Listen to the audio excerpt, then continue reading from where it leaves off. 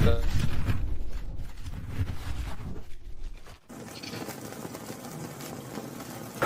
name is my name.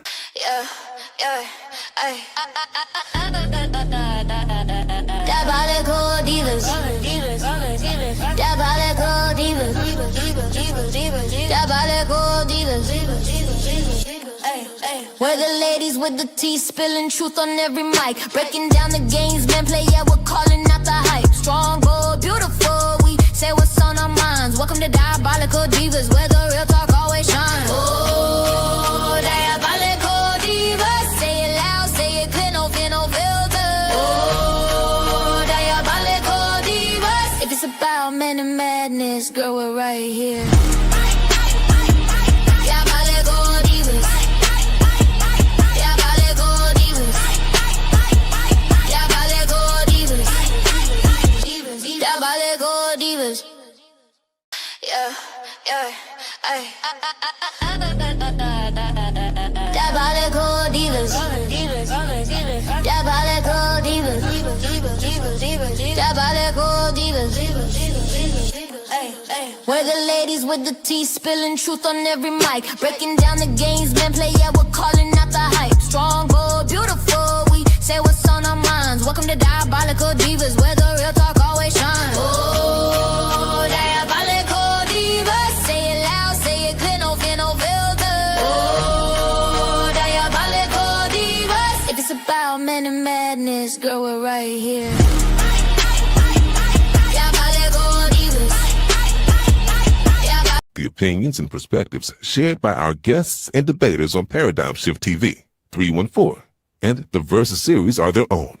They do not necessarily represent the views of the platform.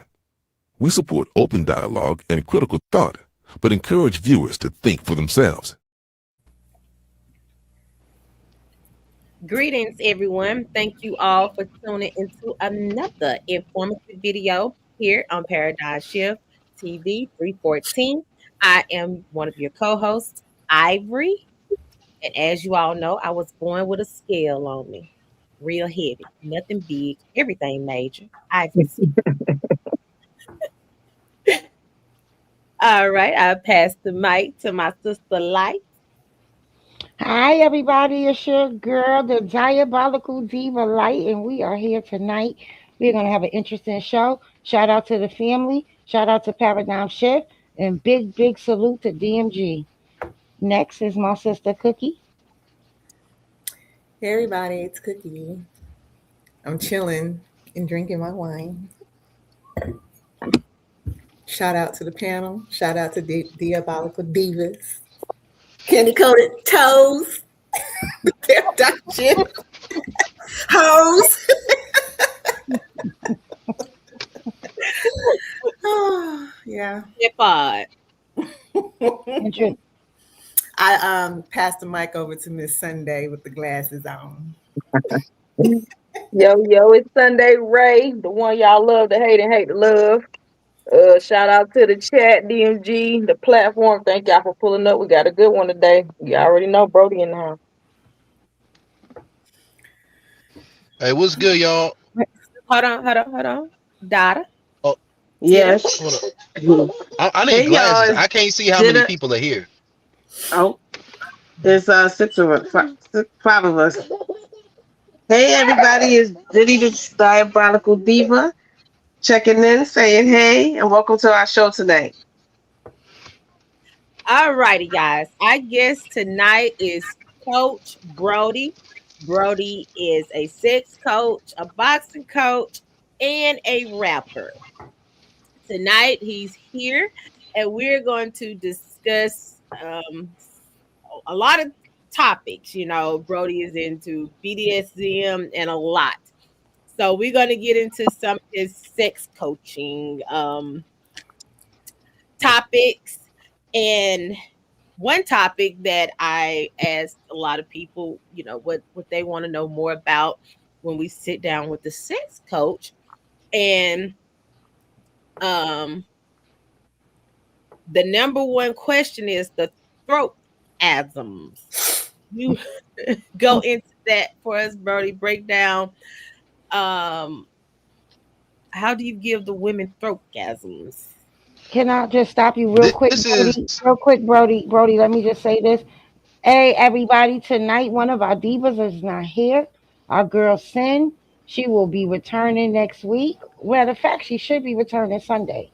And that's all I wanted to say. Brody, the floor is yours. all right. Thank you. And man, shout out to the whole panel. Is Coach Brodie in here? It's a sassy nigga apocalypse, right?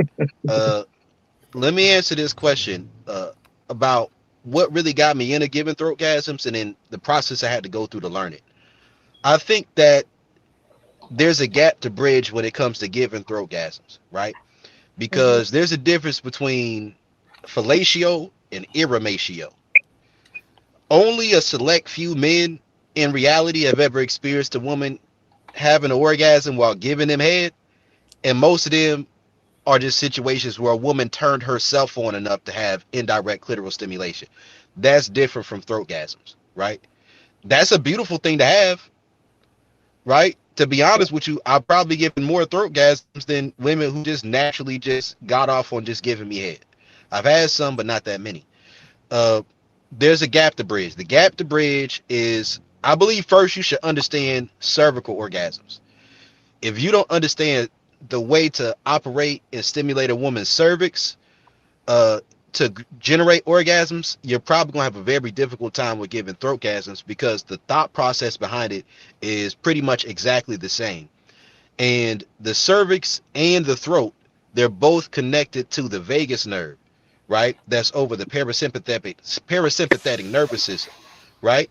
So a woman has to trust you enough to shut her brain off and be willing to shut her brain off, right? And to lose control of herself in that moment.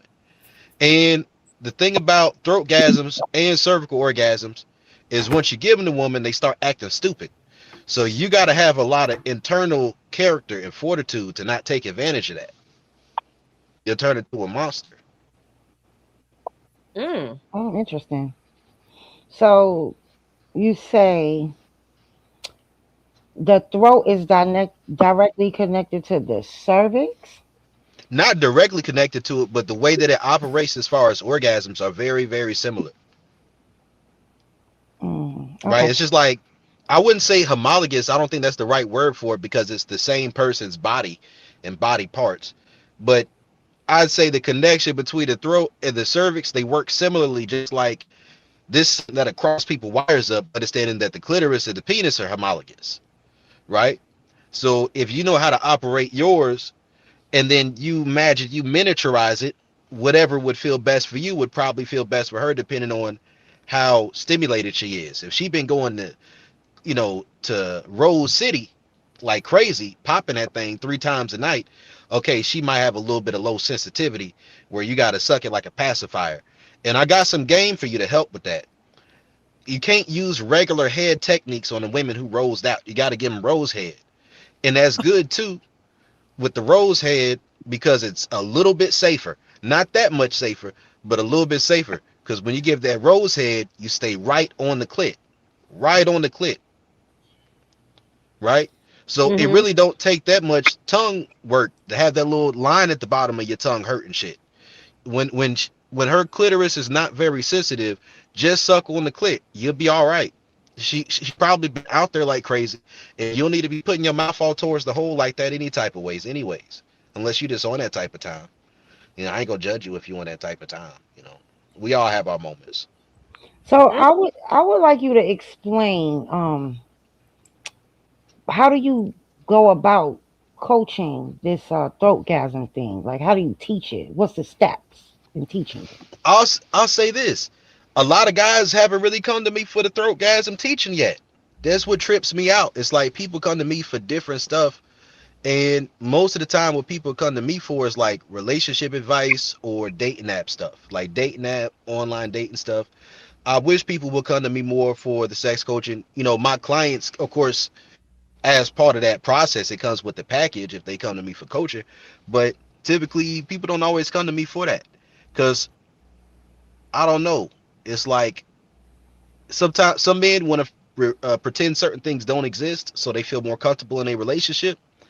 And then some men who know, they already kind of just went past that point, right? So they already like they on other stuff like focusing on like non-touch orgasms and energy shit, stuff that seem like some white people stuff. So most people don't even know about it to in the first place to even want to ask for coaching for it. So I'm trying to spread the word, but I'm also trying to spread the word because I got beef, right? I got beef with the feminist agendas against penetrative orgasms in their effort to make all relationship styles appear to be equal. Uh, no, I have beef with that. I do. So let Okay. me just backtrack real quick because I just still like I understand a woman getting off on right giving head, right? So because I have my own little name for it, right? It's the head monster, right? And then you have the men who get off on giving oral sex. It's a demon. But I do understand that women get off on their own, but I'm just trying to picture this throatgasm thing. And is it So I made a mental? video. Is it something that's mental? Because you did say she It's has of course. discretion enough to like have her brain, like her mind clear. So I say this. I think the scariest part about sexuality is understanding that once a certain level of desire is removed from this stuff, and a certain level of the fantasy and the narratives is removed from it, that there's a reason why it appears that it's the crazy people who have certain experiences, right? Because certain things warp, it shifts your paradigm and how you view things.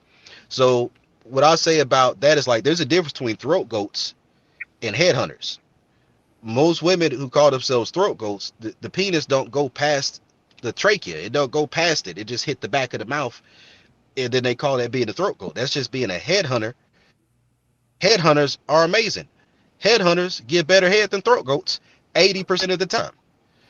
But the issue is it's not the same as far as the mental experience for either party. So the difference here is, like I said, fellatio and irrematio. One thing that I find that helps when it comes to giving throat gasms is to get a woman extremely aroused and then not allowing her to have sex as something that's on the table. If penetration is not even on the table, that desire has to go somewhere. If she's attempting to please you, and in the process of attempting to please you, she's failing at it, but instead of this ego hit to her ego, causing her to quit and give up, she tries harder. Once she's tried harder and then gets that second wind, it crosses that line, and then now she goes into more of a meditative trance-like state. That's when the woman's in a position where you just talk her through it. You tell her, like, move it around in your mouth and move it to whatever spot feels best for you. You talk to her. You say, imagine that your mouth is your pussy. That's why I say you got to know how to give cervical orgasms first. Because if all you giving is G-spot orgasms, clitoral orgasms, and you're not, even if you're giving O-spot orgasms and A-spots, that's the fornix, those aren't directly related to pain or an uncomfortable sensation. So if you aren't arousing a woman enough in her mind for her to overcome the intrinsic reflexive response of shying away or pushing back against an uncomfortable sensation, then she's not aroused enough for the throatgasm conversation to be on the table. So when it comes to the cervix and the throat, just like with the cervix, if you hit it and she's not aroused enough, it creates pain. Some women will even throw up. Some women are even like black out, literally have a blackout from having the cervix hit from the pain. You can't separate trauma from some of these experiences sexually. It's just sometimes arousal in the properly consented situations. It it it bridges that gap so much that all it does is create a trauma bond. All it does is create a form of Stockholm syndrome that the sassy niggas use to their benefit. And if you're a consensual man and you take your power and you get into BDSM, but you take your power and then you get into some type of pro-social arrangement, and or you just have very good empathy, dominant empathy, and you communicate with women as what I call a dark masculine sexual healer, then you have an understanding with the woman that once you put that dick in her on a certain level, something is going to change, something is going to snap, and at that point, if she trusts you and she says, these are the ways I'm looking to grow in my life, these are the things I'm trying to repair, these are the things I'm trying to improve, can you help me with making sure I stay on point with that? And once that creates a positive benefit in that woman's life, that's where the trust compounds into the creation of like what I consider a healthy sexual polarity based relationship. That's why I call it the biology first approach. So people think I just have one night stands with women. I'm not a one night stand type of guy. If I ever am a one night stand, that means the woman got it all for me. If I have a one night stand with a woman, I call it L, because that means I have to risk the possibility of catching an STD with another woman, right? To keep my rotation straight. That means if I had any excitement about things that we could have done non-sexually or anything that we could have done together, that means I have to miss out on that. If she was a good eater, now I don't have an eater no more, right? So the one night stand thing is not really is not my cup of tea. But I don't compromise on not leading with dates, because if she's not attracted enough to be casual with me, then she's not attracted enough to endure the things that come with dealing with me without this for her. So sometimes a woman thinks I'm just trying to jump at things and like I'm a dog, I'm a mutt, like on some Leon Thomas type of shit. And that's kind of true, but it's more so like, oh, by Omarion. It's more like that. It's a lot more like that. Mm. But as far as throatgasms, I'm sorry, let me answer a more mechanical question, right? Check this out. Any, not any, but for the most part, rule of thumb, any body part with high level of nerve endings that can create a reflexive involuntary response with the proper talking and the proper level of rousing and stimulation can become orgasmic. So because the throat has the capacity of having a gag reflex where it'll cause a woman to throw up, once she mentally overcomes that gag reflex and that arousal is talked and that it climbs up to her throat space where she's focusing the focus of her sensation, it's interoception. It's the mind body connection. So once she's in her mind and she's talking about her throat and she feels it there, once she lets the tension get to her throat, they call it the throat chakra. It's just like when you're sitting in the car with your parent knowing you about to get your ass whooped and you feel that little welling up in the back of your throat. You know what I mean? Like, you know, it's it's about the narrative that's given to the sensation. It's the narrative that's given to it, and if it's believable, then it builds up momentum, and then boom, once it creates the involuntary bodily reactions, the possibility of throatgasms is present. You know, I remember there was a movie, one of the old school corns, old school Ornos. It was called Deep Throat with Linda Lovelace. The intro track on my project Adi Dottie Lo-Fi Soul tape. It was a track called Loveless. But in that movie, it was really about a woman who had the capacity. She said she couldn't find her G spot or she couldn't find her clit, one of the two, right? And then she was given head one day and it went in her throat. She said she found it and she had an orgasm. I think a lot of people look at experiences that they see behind the screen, behind the veil of pornography, and then they think it's not real or they have to believe it's not real in order to avoid feeling insecure. I was exposed to this stuff real young, and that fantasy world gap and the veil between that, because of the environments I was in and just things I was exposed to, I knew there was a lot more truth to it than a lot of people would be able to understand. So as I set out on my journey, most of the things that I saw that I found as appealing, you know, I was able to accomplish. And in that process, it can mess your mind up a little bit. It's like good dick can make you delusional as a man. Like I will never know if I'm attractive. Real shit. Like I'll never know if I'm fine or not, because like I won't know. That's very Because interesting that you feel yeah, that way. That's very like I, interesting because why would you feel like you would never know? Because you have to know that you are attractive to some level in order for you to get women. So Yeah. you can't not think that you're well not know that even if it's semi attractive. I mean, I've been an incel before, and I look the same as I did then. So I don't think looks had too much to do with it for me. Maybe I was always decently attractive and it was just the energy shift. But I think it's the way that I approach women, and like that's real. Like when I set out on my journey of doing what I do now, I I said I wasn't gonna get in better shape to do it. I wasn't gonna try to make more money to do it. I said I wasn't gonna try to be to I wasn't gonna simp on women. I and literally as an adult man, I really made this decision with my life. From the time I became an adult, I've never taken a woman out on the first date before having some type of sexual activity with her. So Mm. I really put a seriousness on making sure that attraction is present between me and the women that I deal with. Now, do I go on dates? Absolutely. Do I go on trips? Absolutely. Do I have love in my life? Absolutely. Right? But Mm. I run a tight ship. Okay, Brody. So I'm just gonna say this. Question: who pay for the trips and dates? The women or you? It depends. Most of the time, it's the women. Most of the time. Because you got to keep this in mind, too. Mm-hmm. On a lot of ways, I'm egalitarian. It wouldn't seem like I am, but I am. Because for the most part, I don't like leaving the house. Really, I don't like leaving my car, to be honest with you. I only like to leave my house, my car, whatever I'm doing, because it's an opportunity to make some music. I'm about to go fight somebody, like do some boxing or something like that, do train, make some content, or I'm about to fuck with the husband to find shits. Like, other than that, I don't really like to go outside. So, uh, chances are, if I go on the trip, most of the time it's a woman trying to convince me, like, hey, can you come with me? Can we do this, do that? Because they like my company and they know it's a guaranteed.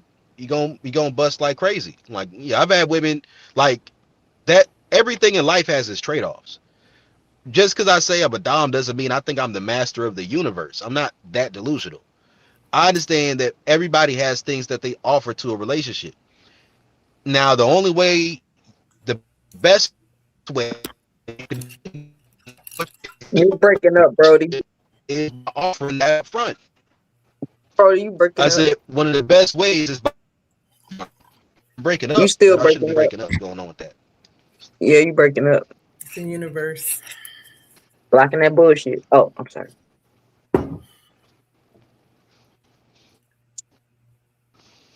Hey, can you say something, Brody? You froze. Y'all You know it's a froze. sassy nigga apocalypse, right? We Okay. heard you. Y'all still can't hear me? Yes. Fast Great. nigga apocalypse. We got it. Hey, all stick marks. I You start breaking calling up bitches again bitch real real bad. quick. You know You how I breaking up get. again real Like, bad. I'm not being rude or disrespectful to nobody. I turn this motherfucker off. Can't hear you. Can't hear nothing you You saying. breaking up I ain't real doing none of bad that again. bullshit. All we hear is this. You We can't. breaking up real bad again. Might need to move to a different spot or something. We couldn't hear nothing you just said.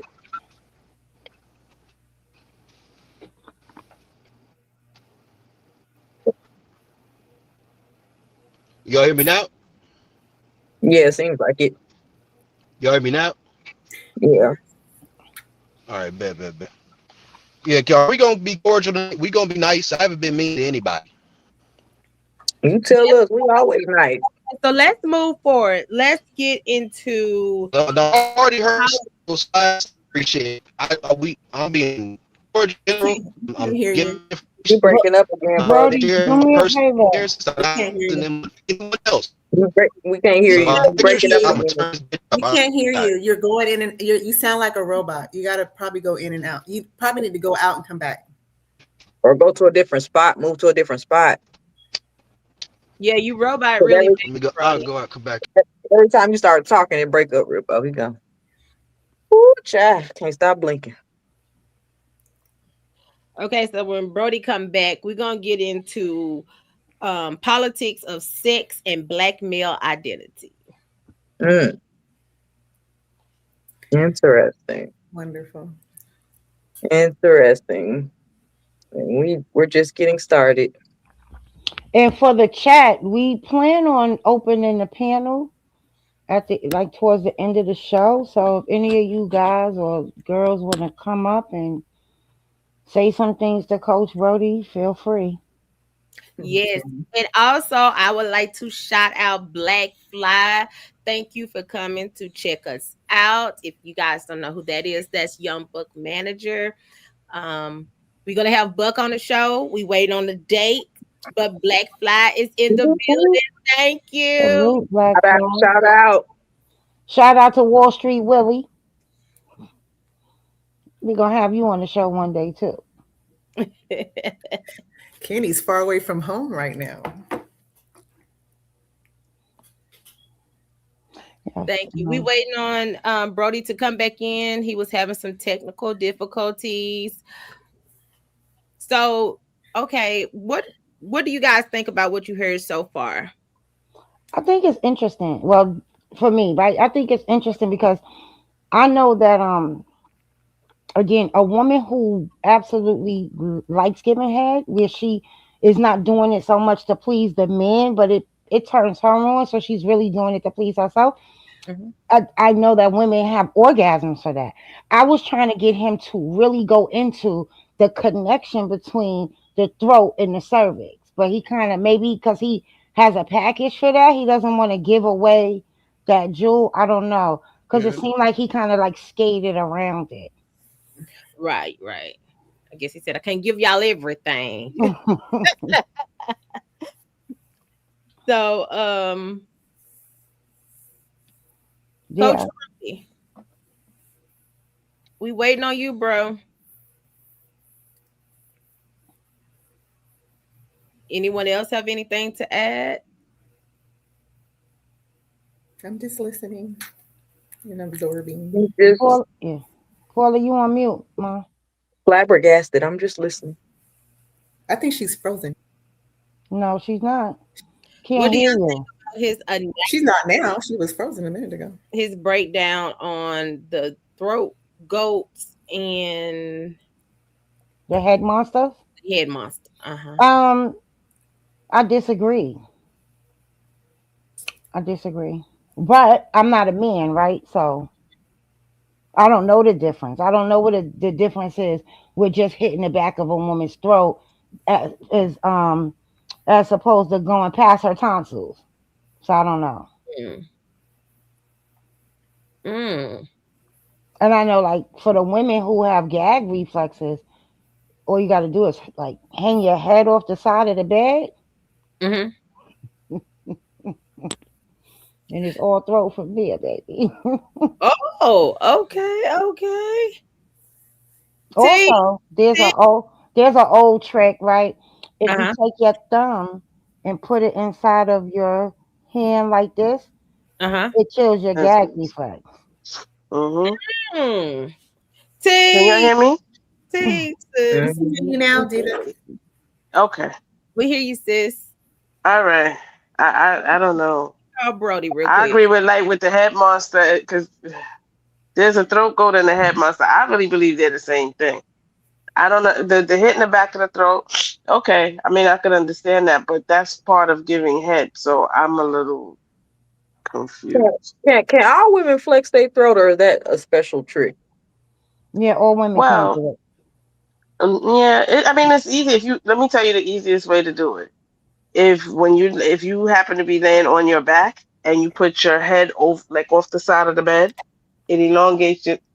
I'm really giving this away. It elongates your throat enough so that if he wants to go straight in, he can. You know, I'm talking about like doing your throat like this, contracting and like flexing your throat. It's about Oh, your tongue. It's about using your tongue. yeah. I mean, I It's Yeah, I wonder use tongue. the tongue. if it's just, does he teach maybe men who are into fellatio anything about their I throats? mean, how does one teach a man? How does a That's what man I'm teach saying. a I mean, man? it should go both ways because there's men out there that definitely put penis Well, in I- the I like Light said, we're not men, so maybe that's something that men know that they teach. yeah. It's just a man thing. Oh, he's back. He's back, guys. Okay. I am not telling on myself, DMG. I am Oh, not telling bro, on myself. welcome back. Welcome Welcome back, back. Brody. Welcome back. Welcome back. Okay, now that you're back, Brodie. Brodie, let's get into politics of sex and black male identity. Would you like to go in on that topic? Oh yeah, man. I've been waiting for an opportunity to talk about this, right? Mm-hmm. Because it's like there's different styles of relationships. I think that marriage is really seen as like, in my view, on a social level, Mm-hmm. marriage is a beautiful thing because it's like either you can choose to take a direction together, or on some small level, people see you as y'all two are off of the market. That means y'all are out of other people's business, quote, so to speak, right? And then that makes you less of a liability. You know what I mean? Because even if you're gonna do what you're gonna do regardless, at least you got somebody to be held accountable to for it.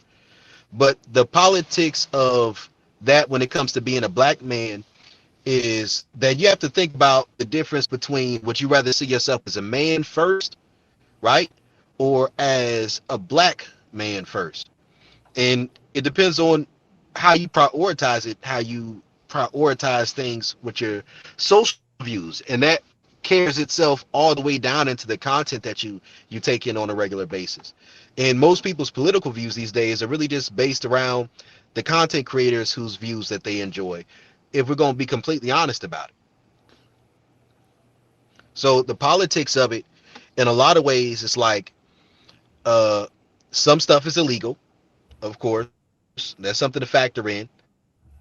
But then there's also what is your protection from a pro-social point of view unless you run in straight program, right? Like unless you run a straight program and you're staying on point of all the laws and what's in the Overton window of society, is there a bigger third party that you're going to? So this is where a lot of people start branching off from, let's say, the sinner's version of the small white church or the church where everything's all white, you have nothing fun in there.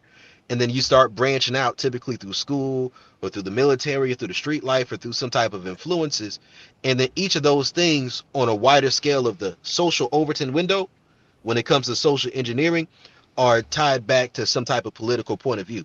So a lot of people don't even recognize that if you support things like street rappers, like who went to prison or went to jail for killing somebody, and they legally can't vote at all, I you're see. technically part of the alt-right pipeline, so to speak. That's how people will view it, right? Because if you're supporting the street dudes, typically what do you support that comes along with that? Being pro separation between the clergy and the lay, uh, uh, firm separation typically, not all, but in the black community, between those who are in the street life and those who are in the church life. A strict separation between black spaces and white spaces to a certain extent. Street life and square life, those are different separations.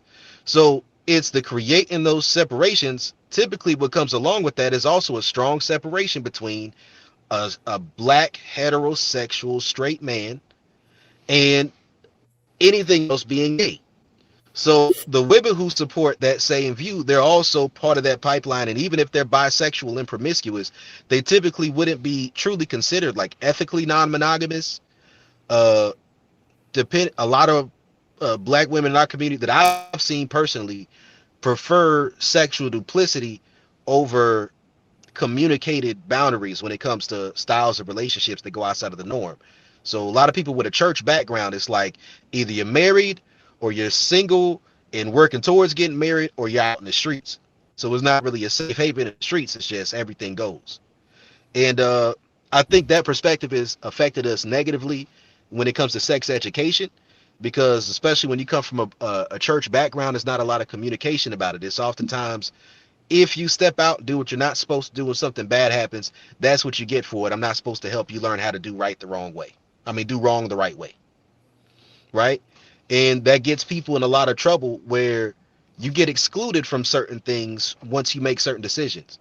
So for certain environments, if you want to be a public figure, you could be in any environment if you have a duplicitous mentality, or if you're willing to fit in, or you keep certain things quiet.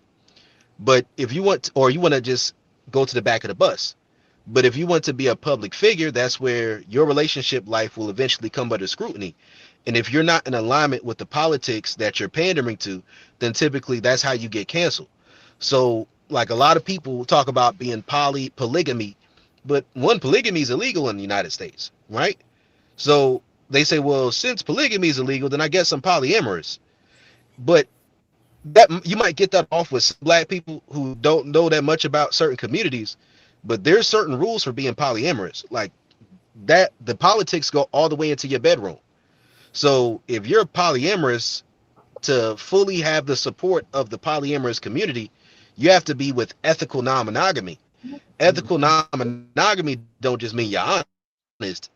It also means that you decolonize your relationship from all separations of hierarchical structures. So if you believe in hierarchical non-monogamy, which is something that I'm a fan of, is different things along the spectrum of hierarchical non-monogamy, then you couldn't necessarily technically be considered ethically non-monogamous. So that means you would have to find a different route towards the way that you define and present your lifestyle publicly. And that creates a dilemma, right? Because either you can lean into the fuckboy crowd, or you can just be quiet and act like you're weak for the things that you're not strong enough to handle yet.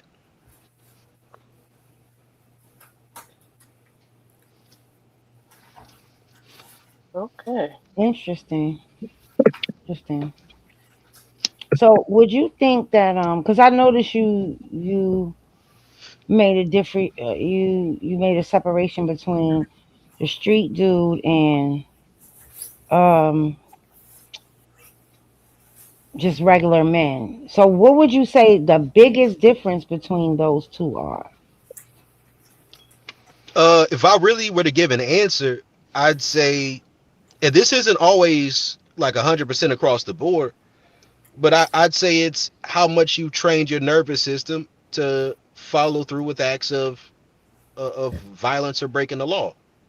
Like once you trained your nervous system to do certain things that give most people an uncanny valley effect, then that's where your psychology has been shaped and warped to have more of a cluster B kind of tint to it. And I mean that's unavoidable for a lot of people growing up in high stress environments, high crime environments, high danger environments. So, you know, the women in the community have adapted to it. If someone's in an unsafe environment, especially if they have some form of neurodivergency, oftentimes they're going to be attracted to someone who they believe can not only protect themselves but protect them, and sometimes it also includes protecting themselves from them. So, you know, hybristophilia is a big thing. And hybristophilia, I think it plays a much bigger role in womb choice than a lot of people want to admit. And my issue with a lot of things is that I think that we're beyond a point in our society where the social engineering can completely leave out womb choice when we're discussing relationships in the black community, right? Because people keep talking about, oh, get this money, get this, get that. And it's like, unless you're going to commit yourself to being ethically non-monogamous, where you're going to learn compersion and you're going to learn to, be cool with being cuckolded and stuff, then you saying that you just want to be completely pro-social and that sex don't matter. Like, unless you just go mind your business, it's not going to work the way you think it's going to work by saying that all this sex stuff doesn't matter and it's a waste of time for conversation in the black community. Like, I don't want to hear you complaining when you get ignored. I don't want to hear you complaining when you get cheated on. I want to hear none of that stuff. You know, like, don't call me talking about how you ain't getting no coochie in 6 months from this girl because you didn't want to vet to see if she was sexually attracted to you beginning because you so fucking evolved. Niggas be getting on my nerves with that shit sometimes. Okay. Irie, you want to move on to the next question? Yes. So, Brodie, I watched one of your videos and it appeared that you were a little rough, like you were strong arming the coochie. Do you have like safe words or something? Like, how does that work? Didn't you hear the woman giving her and expressing her consent in the same video? I don't know if that was It was. that was the same video. I Yes. don't know. So I don't know about no strong arm and coochie. You gotta understand this right here, right? Let's Everything go has to be consensual. Okay. What is it? I said, break it down to me. So gotta understand this. The way I deal with women, I prefer to deal with women who that's what they want from me specifically, right? Mhm. So, like, if anything, sometimes I get complaints that I'm not rough enough. Like, I've had conversations with women before where a woman was like, that the same woman in that video, she was like, it was funny. It was funny. It just, because I run a tight ship. And she was like, I love the way you handle me. I love the way you talk to me. I wouldn't want it any other way, but maybe be a little bit nicer to these other girls because these girls are soft. And I was like, that shit was just funny to me. It warmed my heart. She's sweet, but no, it's just like, for me, you got to know who you dealing with. Like, at the end of the day, I'm a certain type of man. A woman who like a man like me, that's what she wants me for. So at the end of the day, it's like, that's when we get to feel like we're being our most honest and authentic with each other. If that makes sense.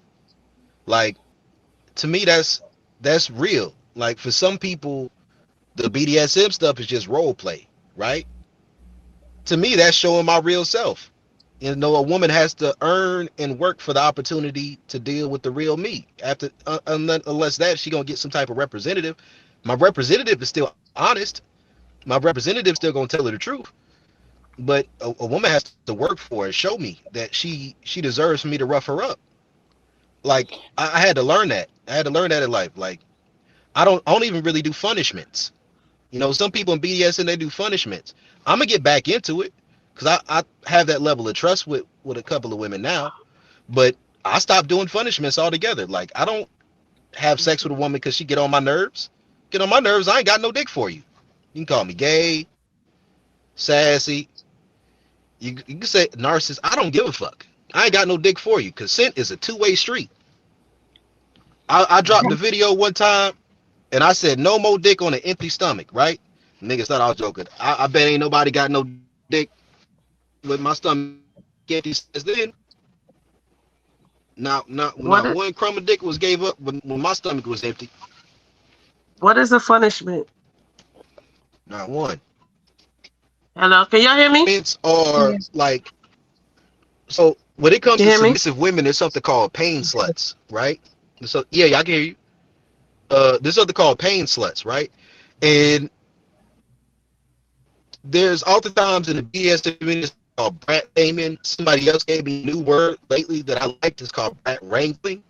And then there's also called brat breaking. When I got into BDSM, I was on dating apps like Tinder, Facebook dating, stuff like that.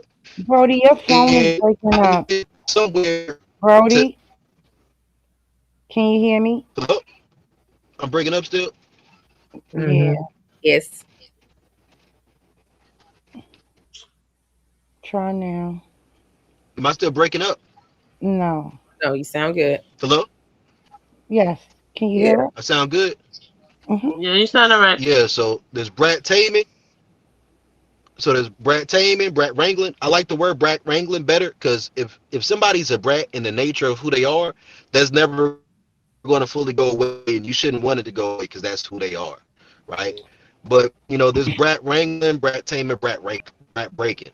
I got in as a brat breaker. So when I be on dating apps and then I meet women and that's what they would see in me and that's what they would want to experience. And yeah, it worked out pretty nice. So, you know, you start building up experiences and you know, then people would hear about them and they would want to give me advice. You know, the girls would tell some other girls about what you do with them, and you know, Your I got a little phone touch breaking of the up tizzy. again, Brodie. Brodie, you breaking up again. Yes, word of the mouth coochie is amazing for me. Breaking up again? So, yeah, no. So I have a question. Do you particularly pick brats? Like, is that your preference within the BDSM circumference? No, it's not my preference. But how it goes is that I'm in South Carolina, right? The South Carolina BDSM scene is not that big. We just tap into it that easily. It's like maybe I've never been somebody who was just in the loop because I always move environment to environment. That's just my whole life. It's like Johnny Lovely. I just pop up places and flip shit around and I disappear. It's where I stay places, right? But how it's worked for me is that most women who just hear about BDSM, the idea comes from things they saw on social media or movies, and their picture of it is liking the idea a little bit of being difficult and then being overcome. So We lost Brody again. Yes, his service dropped. Vincent Mueller says, I don't like rough sex with a woman, but I will fuck you hard. Okay, Mr. Vincent. With soft kisses, he said. Right. Shout out to Vincent Mueller. He's here Mhm. every Always show. here, always around. Every, Aloha, Appreciate Vincent. you. Aloha. every Thank you show. for the support. We appreciate you. That's Yes. Vincent. We absolutely do appreciate you. Um, I got a this is question for interesting, you. ladies. Oh, But he I didn't think answer my what did he say was he did. punishment? He He said did. what punishment is? He did. He answered it. He answered it in the Oh, Brody way. yeah, because I was getting ready to say I'm still confused then. Well, I got a question he for said that Brody. what he said was if he's angry, there's no sex. Uh-huh. If he's mad at you, there's no sex, right? And he said he Uh-huh. didn't care if women called him gay or whatever. And I was gonna say most women feel that way too. If they're angry with you, they're not gonna have sex with you. He said he ain't Yeah, they're getting not gonna want to. And he also said if he's no sex on an empty stomach. Yeah, I heard that one. So that's the whole I'm not having fun with you. You see what I'm Uh it's saying? a If you keep punishment that from going fun, on. yeah, I get it. being Okay. punished. Can't get no dick. So I guess. But Mm-mm. I don't see that as a problem, right? Because even in some of the conversations that I have with some ladies back here, some ladies say, oh well, if I'm mad at my man, I'm not gonna have sex with him. And I'm one of those women. I feel like I could be mad at you, I could be pissed off to the highest of all festivities, but we gonna get it rocking, and I'll just go back to being mad at you later. After it's over, that's right. Right, you know what? I I think that makes sense. I'll say this too. With what I do, it's not a matter of I don't think dick is a cure all for everything. It's right. just I think it's a band-aid, but I think it being a band-aid is a good thing. Sometimes you gotta band-aid it up so you can actually solve the problem. And then also you might be dealing with somebody who doesn't have the mental acuity to be able to solve problems themselves. So sometimes you knock the sense out of them real quick with some, hit the bottom of it, and then you solve the problem, then everything good, and they ain't got to worry about it. Yeah, but when you hit the bottom, that causes like some type of Insanity. yeah. Uh-huh. It causes some women to just lose it. So I you don't know do that. that purposely? I can't even nut unless I'm going in all the way. So if I'm even trying to get any pleasure out the experience, I'm probably gonna just be hitting on the cervix, to be honest with you. Like that's why I don't have sex with every woman. I try to keep it the feet, stuff, and head most of the time. Right? So These trumpets, they be wanting to have sex. I don't be wanting to have sex like that. are I you like to in have. are you Wait, into what? like introducing pain? I'm not really much of a physical pain guy like that. Like sometimes I deal with women who are into more physical pain. I'm not really a physical pain guy. Like to me, for me to derive any pleasure from it, I have to be able to see some pipeline to that creating an orgasm for a woman. So it's like I like asphyxiation. I like choking women, but that's because I've been working on like for 2026. I'm gonna start giving choking orgasms, and I want to give like foot rub, sucker toes orgasms. That's what I'm trying to do in 2026. But I got goals every year what I'm trying to accomplish. But I feel like I'm right on the edge of asphyxiation orgasms, so I can just do it with my hand and stuff. Because Choking then orgasms are awesome. exactly, it's like you got a lot of people don't understand the vagus nerve, and then also just like I used to be in MMA, so I understand blood chokes. So when you at MMA, you doing mixed martial arts and stuff, you understand there's a difference between a trachea, like a throat choke, and being able to cut off blood circulation to the brain with the carotid arteries. But Right. but you got to have good timing and be very attentive to do that.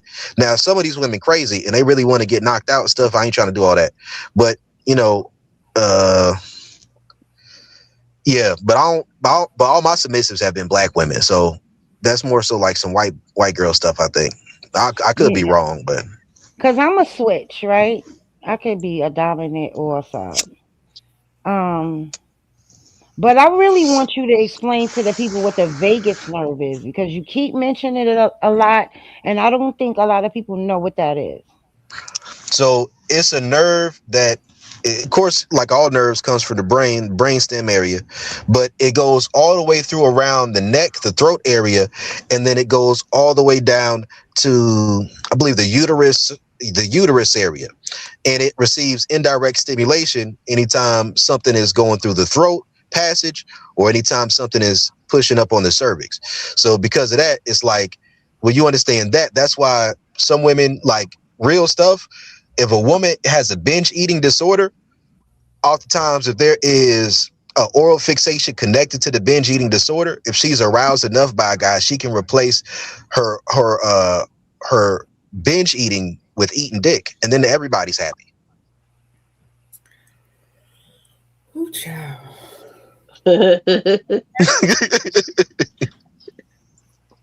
I guess.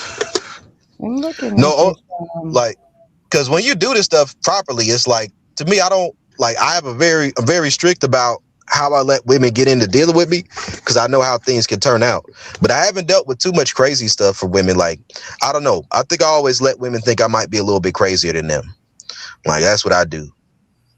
I was gonna Like, ask you, do you keep everything structured? Like, so for every woman that you meet, you structure, like everything is structured on how you're going to deal with her, exactly what's going to happen with her.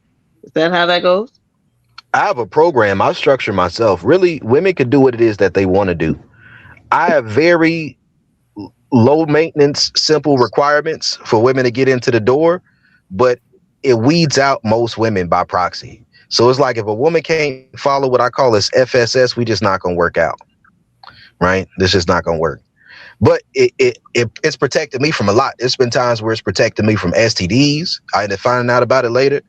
It's been times where the only reason a woman couldn't do it, whatever I told her to do, was because she was a witch and stuff like that. And going along with my program would have caused her to, depower herself in that instance.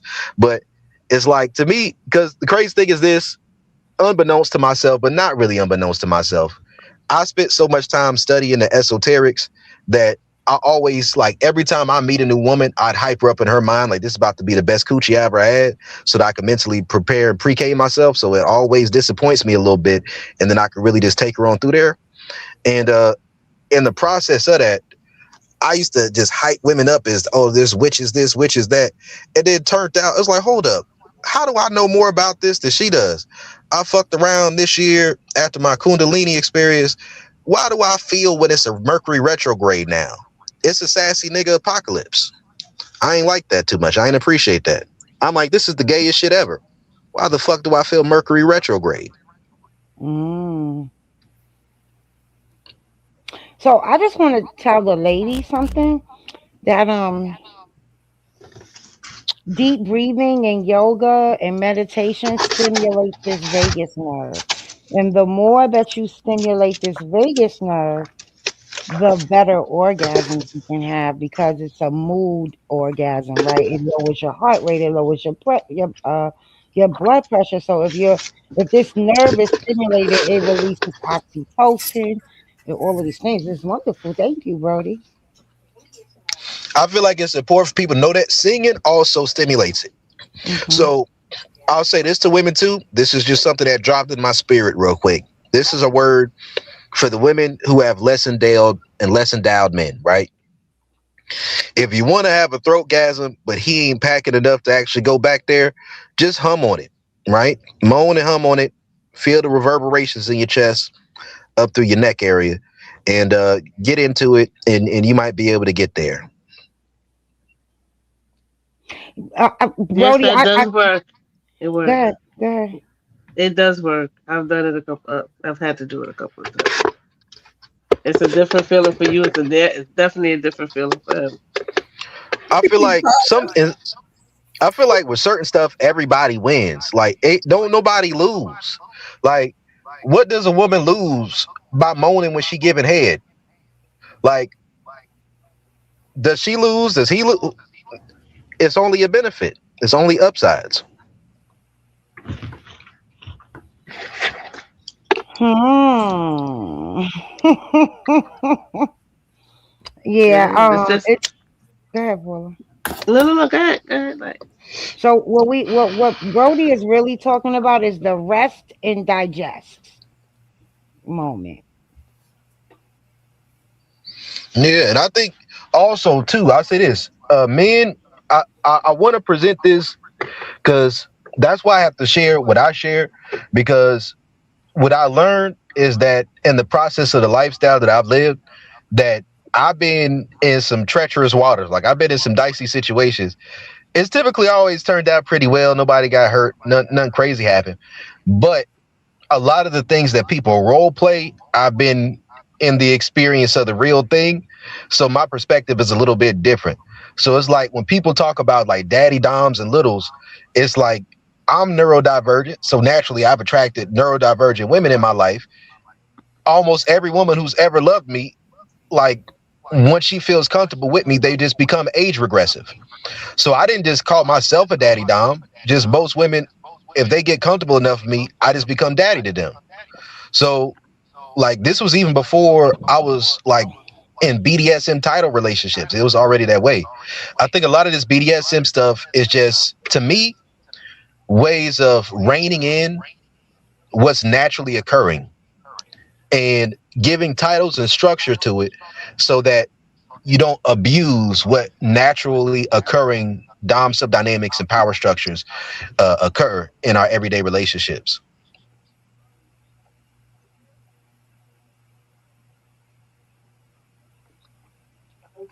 I've heard you say that you were neurodivergent before. You want to expound on that a little bit?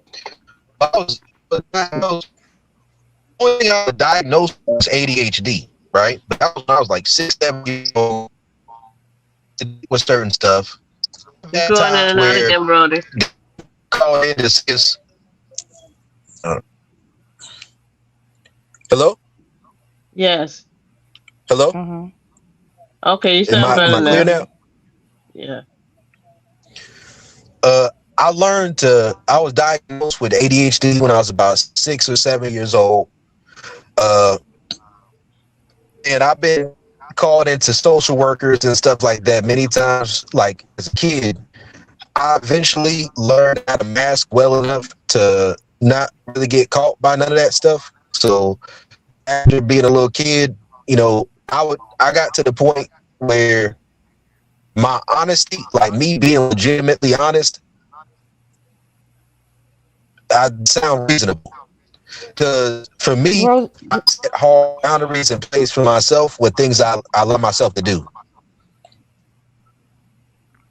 I don't know if that makes sense. Am I going out again?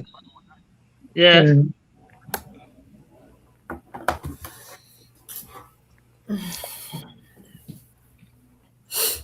Hello, you hear me now? You yeah. sound a little bit better. Go ahead, start talking. We'll let You you hear know me? if it changes. Yes. Yeah. My main message that I want to Start it share again. was about sublimation. Bro- Brody Brody, is try going out and coming back again.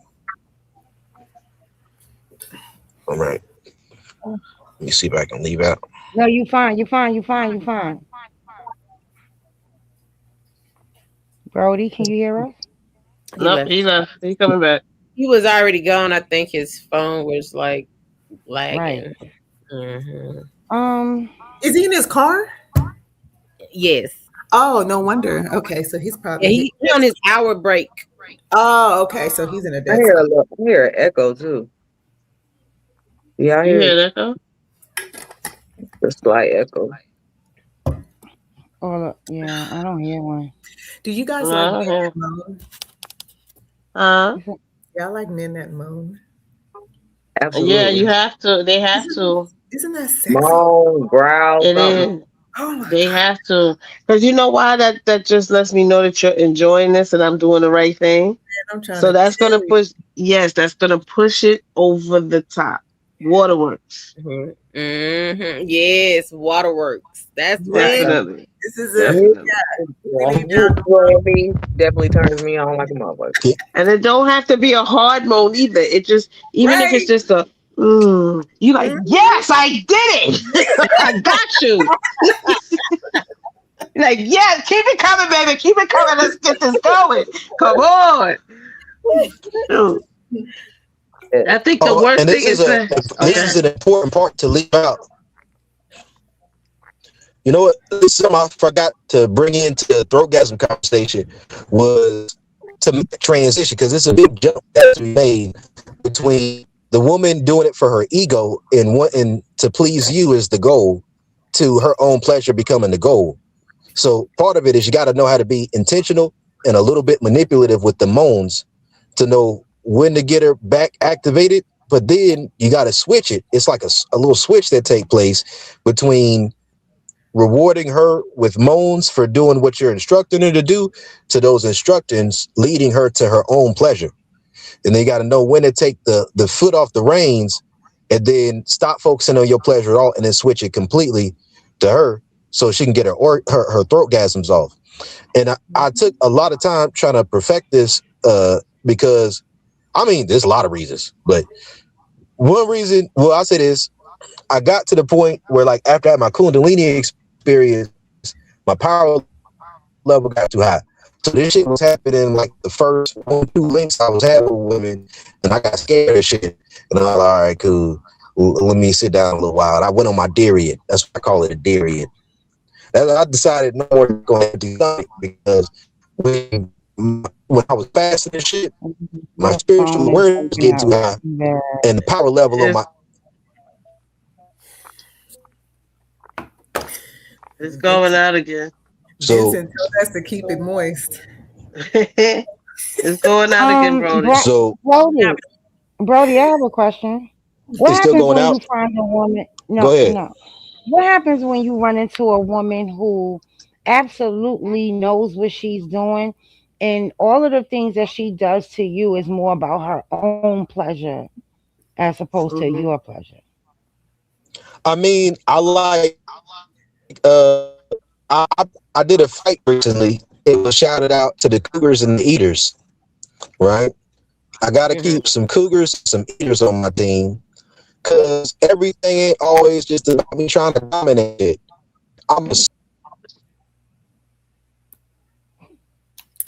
He dropped off again. Oh, he dropped off. Oh, yeah, his He service. dropped off. I have a question for him. How he pulls these women? Where do he find these women at? How does he pull them? Remember?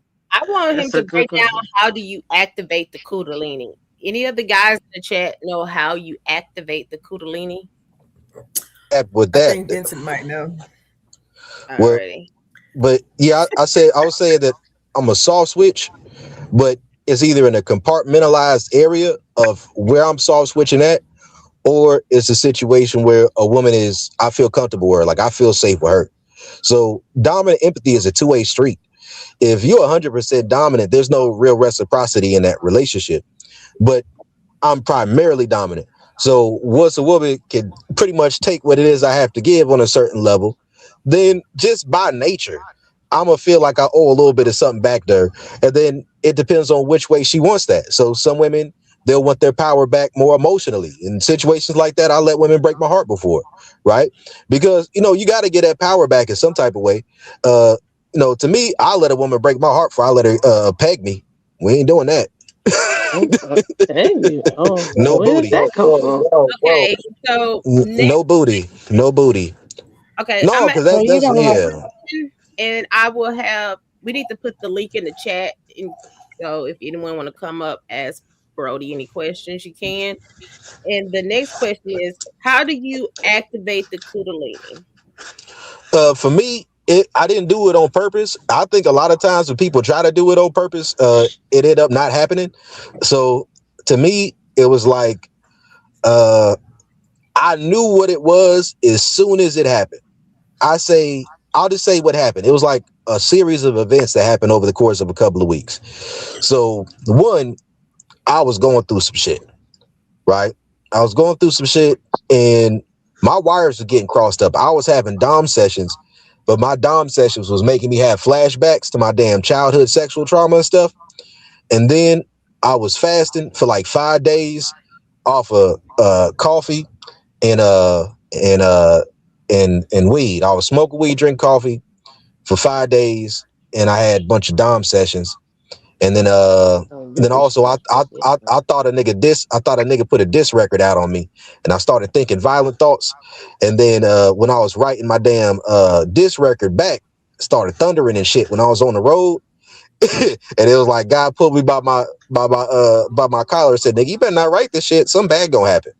And then I had to go through like my karma contracts for like the next few weeks and stuff, making sure I was on point. Because what I realized was that the hard boundaries that I put in place for myself were ones that actually kept me in line. So even if it seemed like I was wilding out, I still didn't actually cross any lines for me that would have been considered what the quote unquote willful committing to sin. Like I just wasn't doing that. I separated myself from sin consciousness.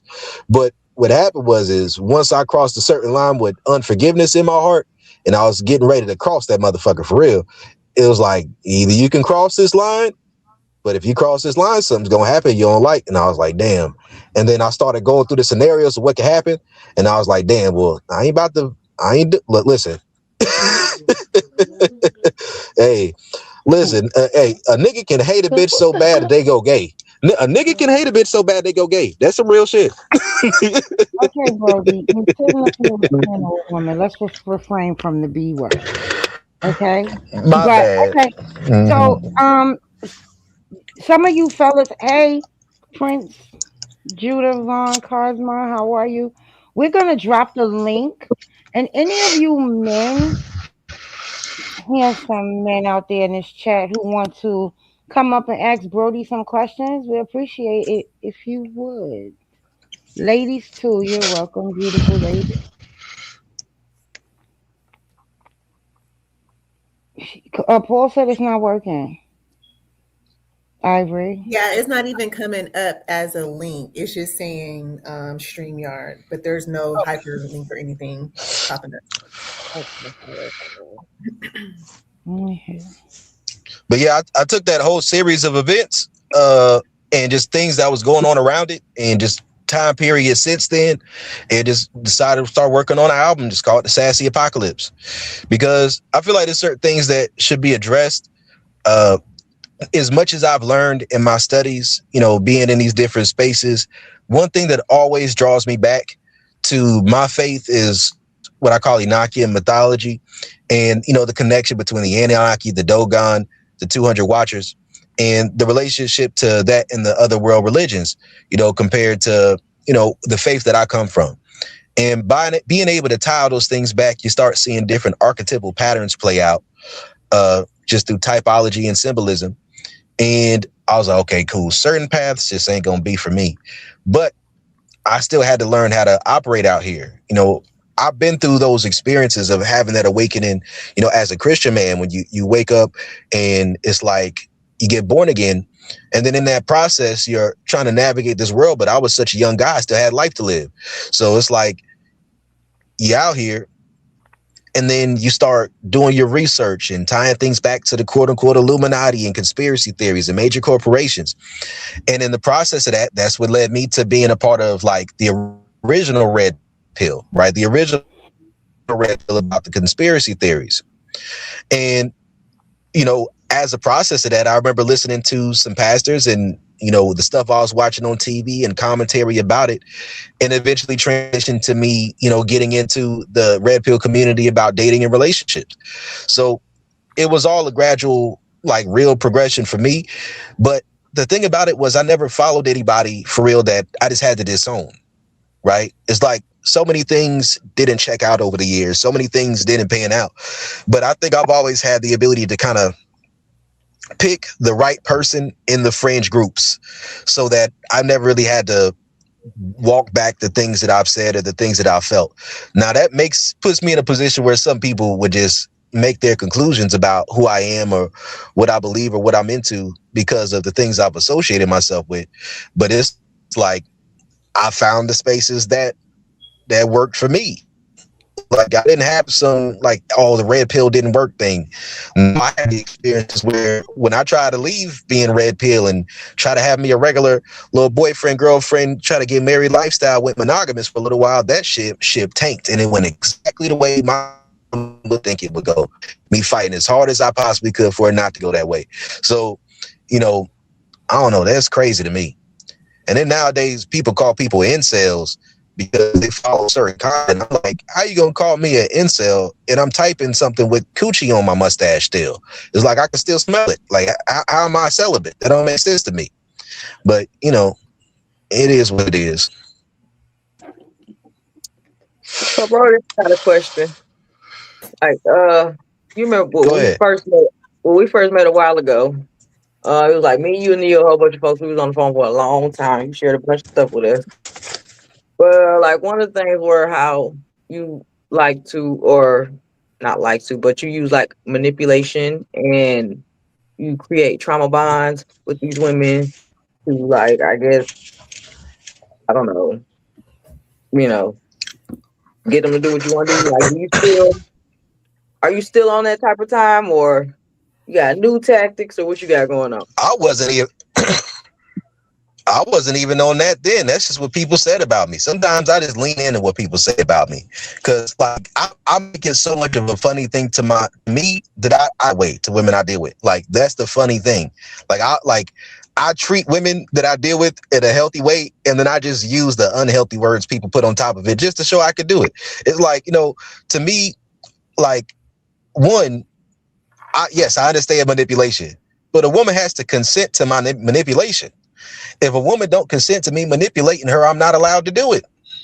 Right? If she don't say, you know, this is something I would like to do, this is something I'm interested in, I can't manipulate her. It's just not gonna work for me. It's just not in my spirit to do that. So it's like I'm bluntly honest at all times. So like if you consider being honest with somebody and them doing what you want them to do, but you feeling like they shouldn't be doing that as manipulation, then sure, I manipulate all day. But maybe I just got it like that. I don't know. Like, I've never lied to a woman to deal with her in my life. You know, y'all didn't see me go through some crazy shit. Y'all see me go through the crazy shit because I wasn't manipulating. I mean, those were your words. If I was really simple, words. Right. No, that's the words. That's what people impose onto me. No, we've heard you say this before, Brodie, that you create trauma bonds in order to. Yes. Now the trauma bond part. Now when I say, you breaking up again, Brodie. He gone. Oh, he gone. What's up, Polly? We got Jesus Black in the building. What's good? What's good, everybody? How y'all doing? Hey, you. Hey, great. I don't know why I don't know why I came on because y'all had a real interesting some real I don't know. Brodie's back. Go ahead. I wanted to say something. Hold on real quick. I'll say it. Okay. Y'all was saying some real interesting shit earlier. I heard something about some wet and moist and all that shit, and I was really trying not to call in. But what y'all making cakes for? What's going on? No. Said, keep it moist, ladies. Right, we were talking. Can y'all hear me? You were saying that in the comments. I heard something about wet and moist. You know what? I know what it was. Can y'all hear me? He wanted to bake a cake. That's all. He wanted to bake a cake. That wasn't about no damn cake. That was making a man moan. When he moans, waterworks. Waterworks. We did discuss the moaning. We did the moaning, and when a man moans, and you ain't it don't have to be that loud. Oh my God, baby! It don't even got to be all that. It could just be a nice, subtle. Ooh. Yeah. You get to that, and it is all like popcorn. Water. Growling is good too. That is encouragement. That's a waterfall you want to chase. I'm innocent, by the way, guys. I'm innocent. I don't have sure. I do want to address this. I do want to address this trauma bond thing. Hey, I do want to address this trauma bond, right? I remember we had a conversation about it one time, the trauma bond thing, and I think I just interpreted a different way. But once I looked at the actual interpretation of it, I looked into it and I had to really think about it. But then when I Did he Wow. fall off? Service. Yep, he fell off again. Yeah. Yeah, we're gonna have that with Brother Brodie. It's like that in the back chat sometimes. Oh, okay. Yeah, I'm innocent. Don't try to put me in this conversation. I just told y'all some things that I read before. Uh-huh. Well, Sure. I got one more key. Hey. I got one more jewel for you, ladies. So if you lick a man right here, just right here, just right here. Right where I can't see it. Where are you looking? And the clavicle. The clavicle, right there, the clavicle. Because there's 103 ways to please a man, right? Oh, don't forget about rubbing the back of their head, because you know when you rub the back of you rub the back of their head, especially especially after a fresh cut. After they get a I know it turns me on, so I know what it feels like. Listen, you just gotta run your head right there. I only read things in books. No, I didn't need anything. I have put them into practice. I proudly proclaim it. I see your face. You need a show with the divas, like Lord. There's experiments, and let's get into Brodie, right? Brodie. You are like being so. I love it. But let's be Brodie right now at this point, right? Because we're almost at the end of the show. Let's just be who Brodie is, like who we know who Brodie is. We ain't saying be disrespectful and curse nobody out, but talk your shit. It's the After Dark show. And I got on here trying to have as much little dick in it as possible. I need people to listen to the information instead of put their coochies over the line. So I'm trying to talk top with my high voice, talk real fast. Listen, you see how God works? You see how the universe works? Y'all see this, right? But Brodie has definitely been behaved today. Like, I'm surprised. He's been the universe is correcting things right now. Yo, I ain't gonna let y'all shit on my man like that. Y'all not gonna get on Brodie like that. I'm on Brodie. He's been acting really well today. Okay. I don't know why this shit keeps kicking me out, but yeah, I'll be honest with you. When I do what I do, I talk much. I'll direct a woman with my hands type of guy. When I'm out on a date with a woman, I never hear me raise my voice like that. I feel like we're missing a gym and we can't hear you. Try it again. Let me see. Are you sitting still or are you moving around? I'm sitting still. Now you find I need to find a new spot. Yo, that's because that nigga lives on the stick. A woman I'm dealing with will probably will probably never hear me raise my voice unless I get on the back chat around her. I said a woman I'm dealing with will probably never hear me raise my voice unless I get on the back chat when I'm around her. That's all gonna hear me raise my voice is get on the back chat when I'm around her. Because I don't you get on the back chat and say shit like lick my boochie cat. Yeah, I do say stuff like that. Yeah, I do say stuff like that. Boochie cat. Wait a minute. What boochie cat? I don't know. You got a boochie cat? Yes. When I get mad enough, I don't know. Lord have mercy, Jesus. I don't know. When I get mad enough at a woman, it's like telling her to suck my dick is not good enough because I know women can get orgasm from that. So I tell her to eat my ass. Like, that's what I tell a woman. Like if she get me pissed off enough, it's like eat this boochie cat. Right. Here's a sassy nigga by the lip. What he said. But not all women can get That's his boochie cat, Paul. No, he said booty crack. No, he did. He said boochie cat. He said booty crack. I did say he said boochie. I got you, Brodie. Don't worry about it, bro. I got you, bro. Code. I appreciate it. He said boochie cat. Pull out the bro code. Hey. No, that's why I had to realize, you know what? It's partially a sassy apocalypse because I spent my whole life leaning on the motto of who you are when you're mad is who you really are. And I leaned into that, and it hasn't always showed the best results. And then I realized I don't like some of the stuff that come out of me when I'm mad sometimes. So I had to shut that shit down.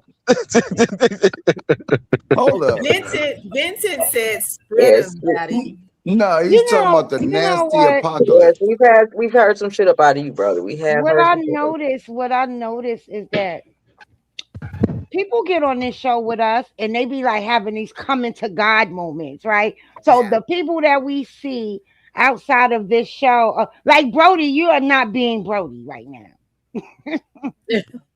I want you to be. I am being Brodie. It's like if I could talk. King Hercules. This is how I would always be if I could talk without getting disrupted. If I could talk without getting disrupted and all the exercise snickers, this is how I always be. But the moment that happens, I just start cussing everybody out because that's just what it is. It's like if you're not going to take somebody serious when you're having a conversation, why should they take it serious? I feel like the expectation on men of being cool when people are obviously trying to be disrespectful is overrated. Man, take it to hell. I'm going to take it to hell every time. I'm going to take it all the way there. I don't care that your grand died last week. I'm glad she did. That's how I feel about it. I got one more question, and after that, I'm going to ask you. Can you please explain to the people what the sassy nigga apocalypse movement? It's not sassy really nigga. It's nasty nigga apocalypse. The nasty nigga. Y'all keep saying bro code. Get out of here. Get out of here, bro. Let it go. He said he calls it the sassy nigga apocalypse. So how you gonna say it's bro code over here? No, that's exactly what he said. And he said it like that several times. He's called it the sassy nigga apocalypse. So. Okay, let's ask Brodie. Brodie is back. Brodie, is it the nasty nigga apocalypse or the sassy nigga apocalypse? Sassy. Sassy nigga apocalypse. Yeah, that's what it is. He's buffing. Break that down for us. The sassy nigga apocalypse. How you feeling? How you feeling now that he? Okay, Brodie's back. Brodie, can you hear? Yeah, I can. Can y'all hear me? Okay, so is it the nasty nigga apocalypse or is it the sassy nigga apocalypse? It's a sassy nigga apocalypse. Thank you. All right. Sassy, can y'all hear me? Break that down for us. The sassy nigga apocalypse. Because to me, it's like I just be on social media looking at stuff and it'd be funny. And I think the best people, the funniest people online all times are the whores and the gay dudes, and I be watching them online because they be really funny, right? And let's see, what else is it?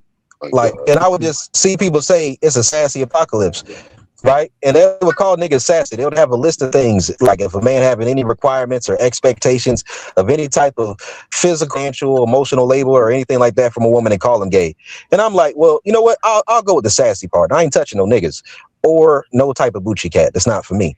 But what I will say is this, the sassy part, all that. And whatever I accept that somebody say about me, if I do the due diligence to think about it, to work myself through it and see if it's true, all right, cool. Once I accept something about me, that means I get to say something about you, right? At work. What about the so how karma work is it? How karma work? How karma work is like, yeah, as how karma work is, if I do the work to be real with who I am, then I can say whatever the fuck I want to say to anybody, right? So right now how it works is I do the work for myself. So, and also I'm very intentional with how I live my life. I don't cross lines that go outside of my values. I do the same stuff in public that I talk about it, the same stuff in private that I talk about in public, and guy across the board. So I ain't got no skeletons in my closet, no extra type of stuff. All my skeletons out of my closet already. So that means don't nobody need to talk shit to me that got any skeletons in theirs. Right? That's how I feel about it.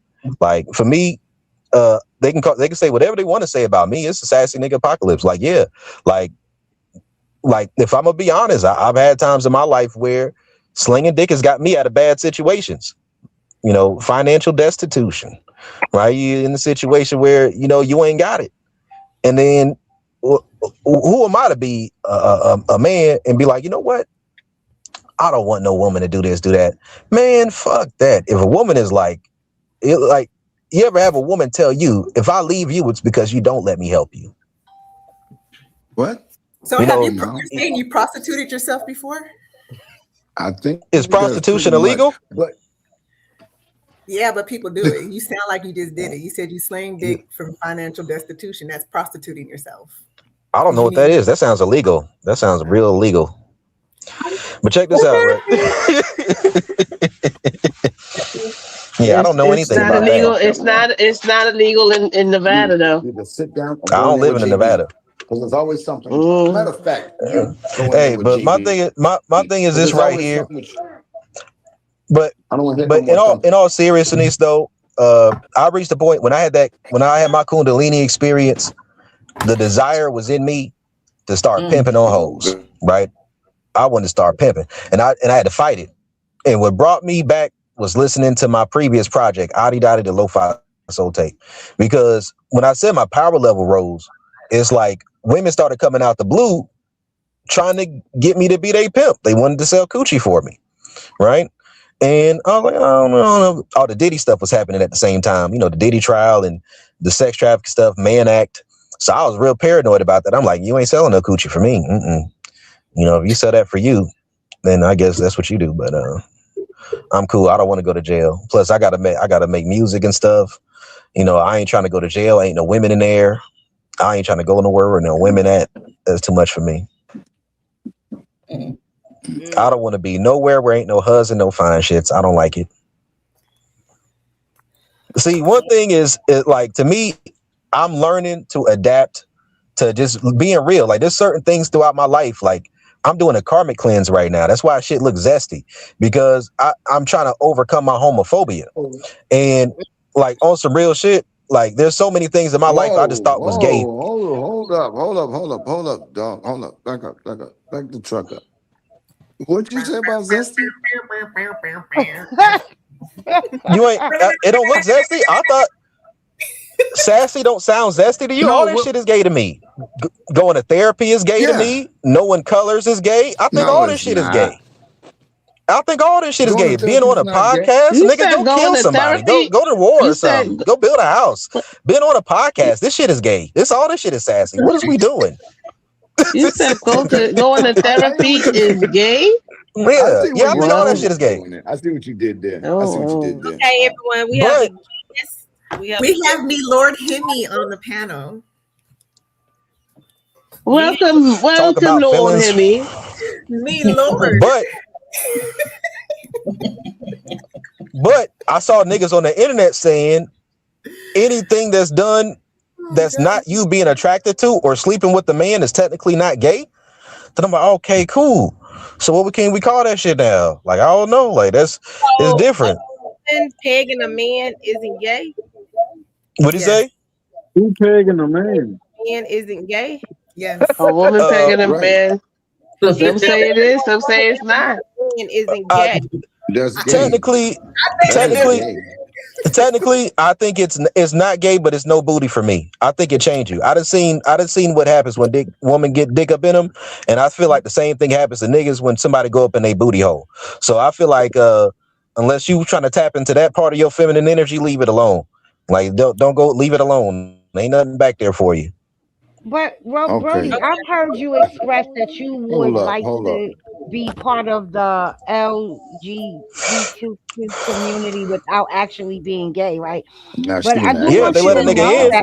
Right. But I want you to know that you can become allies with them. They have straight allies if that's what you want to do.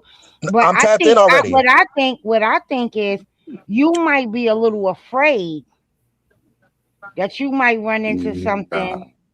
You might like. Don't do that man like that. No, that man ain't like don't do me like that. I'm not saying that he's gay. I'm not saying that he's gay. But Brodie, he close enough. He close enough, bro. This man call himself the sassy apocalypse leader. Like, what you talking about? I ain't gonna lie to you. I ain't gonna lie to you. We being. I ain't gonna lie to you. We being respectful right now. We being respectful. Please don't play with me like that. I promise you, bro. Please don't. I'm repeating what you said, bro. Man. Listen. But he said he want to be the closest thing. Man, shut your bitch ass up, nigga. Shut your bitch ass up. You a faggot ass nigga. Shut your bitch ass up. Mute this bitch ass nigga and get his faggot ass off the call. Get this bitch ass nigga off the call. I don't respect shit this faggot ass nigga gotta say. If I saw him, I'll beat your motherfucking ass. I'll put straight hands on you. You can see me fight. Here we go. Listen, you can. Everybody, we gotta talk one at a time. Listen, I've been respectful and kind to people all night, right?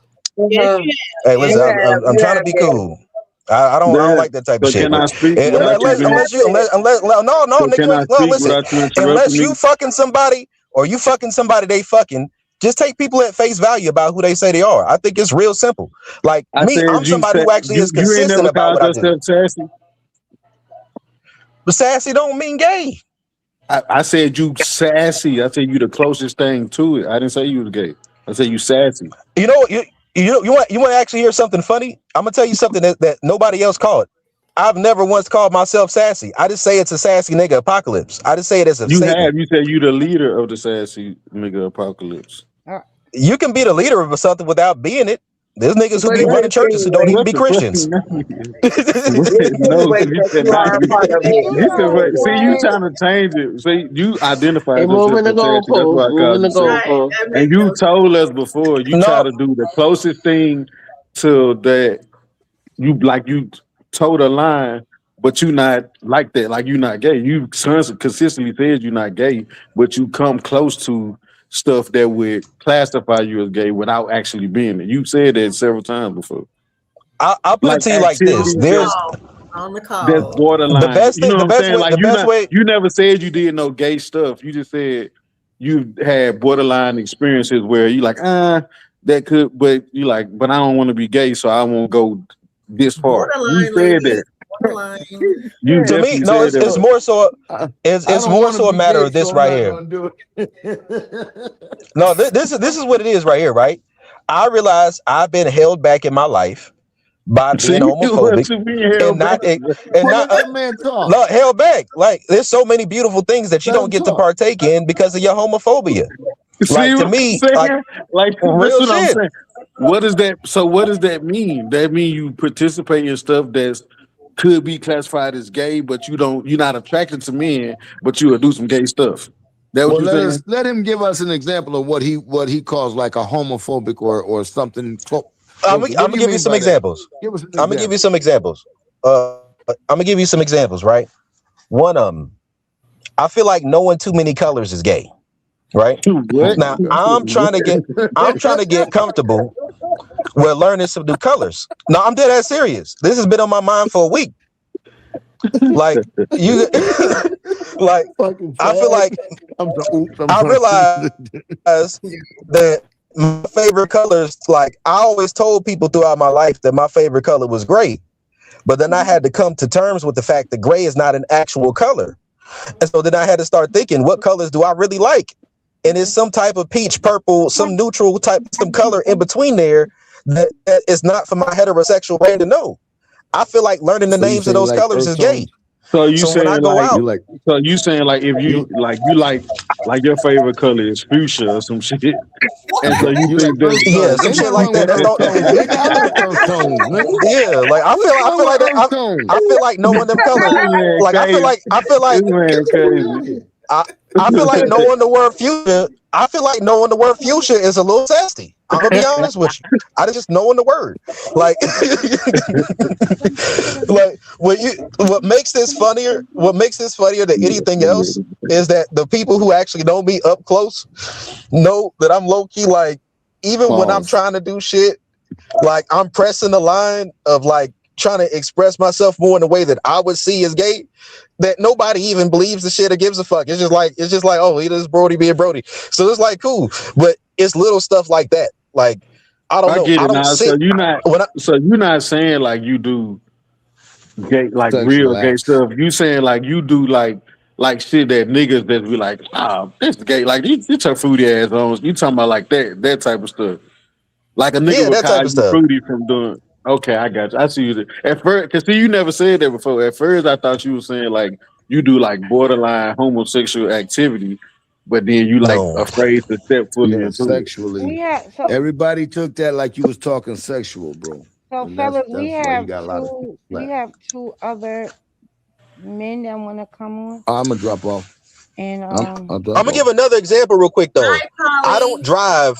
I don't drive sitting back far from the steering wheel. I feel like the most masculine thing to do would be when you driving to sit leaning back and shit. But I can't see good when I'm doing that. So when I sit, my driver's seat ain't further back than my passenger seat. Right? I feel like there's something kind of off about that. I think King Hercules wants to hop on. Hemi, can you drop down for a minute and you can come back? Damn, I just got up here. You can come back. I don't want to be on your show anyway. Whatever. Now that was feisty. Also, I feel like knowing about therapy stuff is gay, right? I feel like therapy is gay. Like, why as a grown man are you talking about your feelings and shit? That is not gay. Right? Where do you get that from? That's not gay. That's just the environment I was raised in. That's what I. Okay, listen. Yeah, as a grown man, why you talking about your feelings, nigga? You should eat that shit up and die.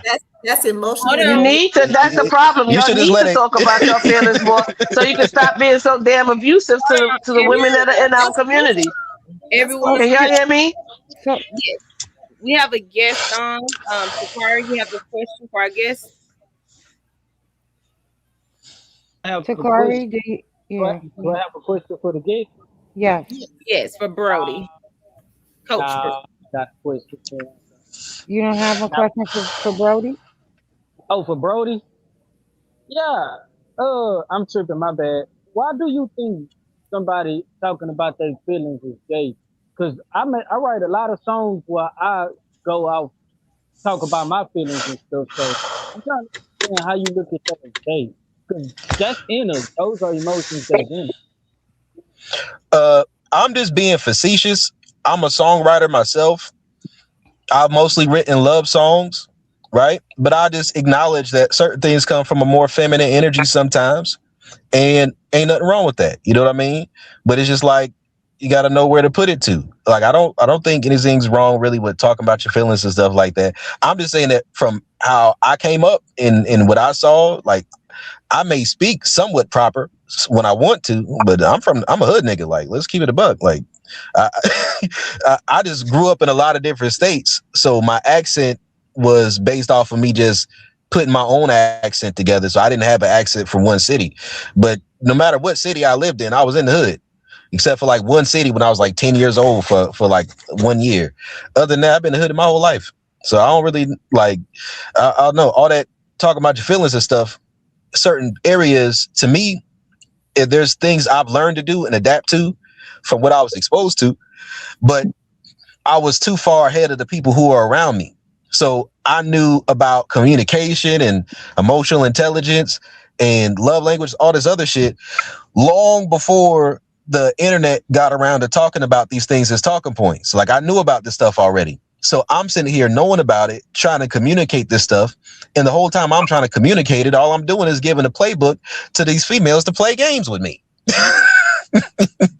or you sitting there talking about your feelings, and it's like, she don't care about that. And nobody care about it, but you and those who love you and who are close to you. Other than that, it only bothers people, and even them, it only bothers them if you're not doing what you need to do. Like, so as much as I'm being facetious, as tongue in cheek, there's also a certain level of honesty to it that I don't think you should be trying to heal as a man until you've gotten enough financially to get out of a position where you need to be in fight or flight mode. Like, you know, me just being in the la-la world, lollygag world, you know, I might die, right? So, you know, as much as I like to make my music and do my different stuff, I'm an undefeated boxer, right? And I'm always thinking about how to be careful, and I never go anywhere without that thing on me. Never. I think most people operate in fight or flight. That's just a human response to things. So I don't understand what you're actually saying, Brodie. Black folks. I think that people don't understand how therapy culture does not apply to black people. I think that's black fantasy escapism.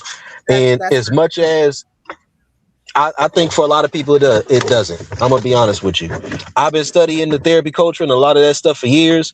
Like even if you get down into our relationship dynamics, I think that a lot of the black relationships throughout history, people don't want to accept the fact that people stayed together on some level, out of some level of Stockholm syndrome they've had towards each other, enduring different things that created traumas and choosing to love each other and heal and get past it. And sometimes in the process, they have to deal with retaliation from one another for things they've done. That's real life. Therapy culture comes in and gives you this unreal expectation that everything you do is not really real. And then you judge how people treat you as if it's always intentional and they're just a narcissist or some shit like that. Yeah, no, that is not therapy. I said therapy culture. We're talking about spaces of what you see in rhetoric on the internet. I can't speak for every single therapist. It's why niggas everybody, not just blacks. Like if that's the case, because every race has traumas. So yes, every race has trauma. But which communities are suffering the most from not having relationships stay together? Like we can't get away from the intergenerational trauma that came from transatlantic slave trade.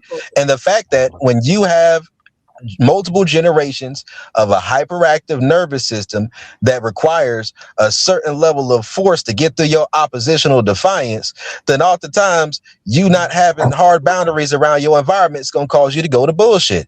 Like, but a lot of other races go through that, Brodie. We're not the only ones that go through that. That's what I'm saying. You're stereotyping a group of us, black people, saying that we're the only ones that have these type of problems.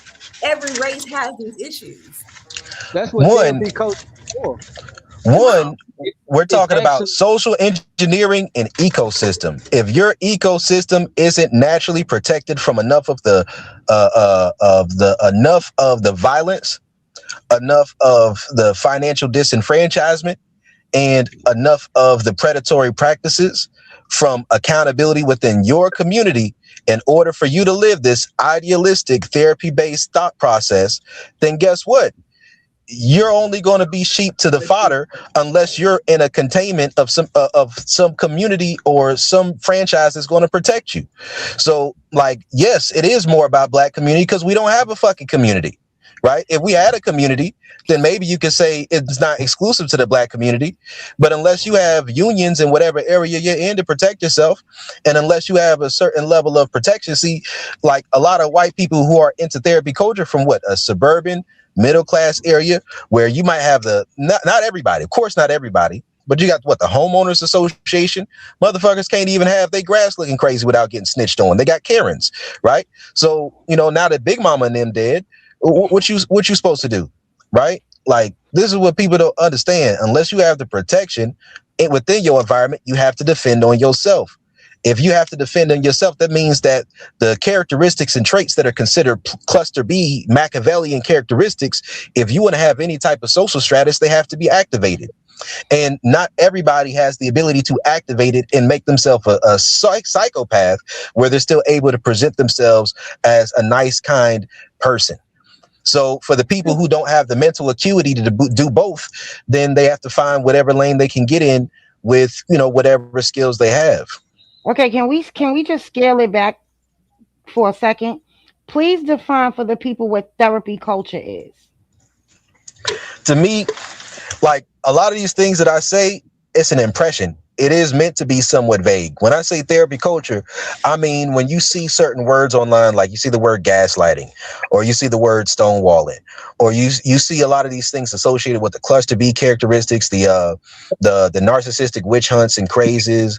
You see, like it's just like with everything in human beings, we're pretty impressionable. So if we're presented with a system that's going to give us solutions to our problems, and we resonate with enough of the characteristics that describe someone who's within that group of people, then typically we're going to start to resonate with it. If it has enough social backing to go along with it, then the lingo, the narratives, and the language that's used along with that that group. That's how it goes. But they also have their political leanings. So therapy culture is going to be more so leftist leaning. So I don't even think therapy culture is meant for people who are wired for monogamous relationships. Therapy culture is for I don't So think let it's me for stop you that. there. I want to read this to you. Therapy culture refers to a collective shift in Western societies that prioritizes emotional well-being and personal growth as the path to a good life.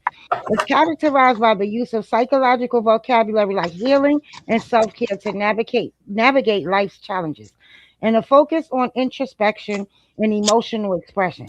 Some say it's an inevitable result of medicalizing human experiences and struggles. So let me ask you a question. What I just read to you, do you not think that these are the things that can help heal what you say, the community you say we don't have? I think in some ways it absolutely can. I think that this is the issue with it, right? This is the issue with it. For me, I'm also a part of that therapy culture. So like I know ways in which I've leaned into certain narratives about healing. This is personal. This is completely anecdotal right here, what I'm No, no, about to no. say. Let's not do anecdotal. I asked you a question. I asked you from what I read to you about healing, self-care, emotional well-being, being able to express your emotions. Are those not key things that can help heal the community that you claim we don't have, Brodie? That's I what believe it I would be I believe it's based on context with that particular thing because that's a large list of things. I do think healing is important, but my main mindset towards healing is that you should have something first. If you're not in a contained environment to be healing, then healing just means vulnerable for people who are going to prey on you.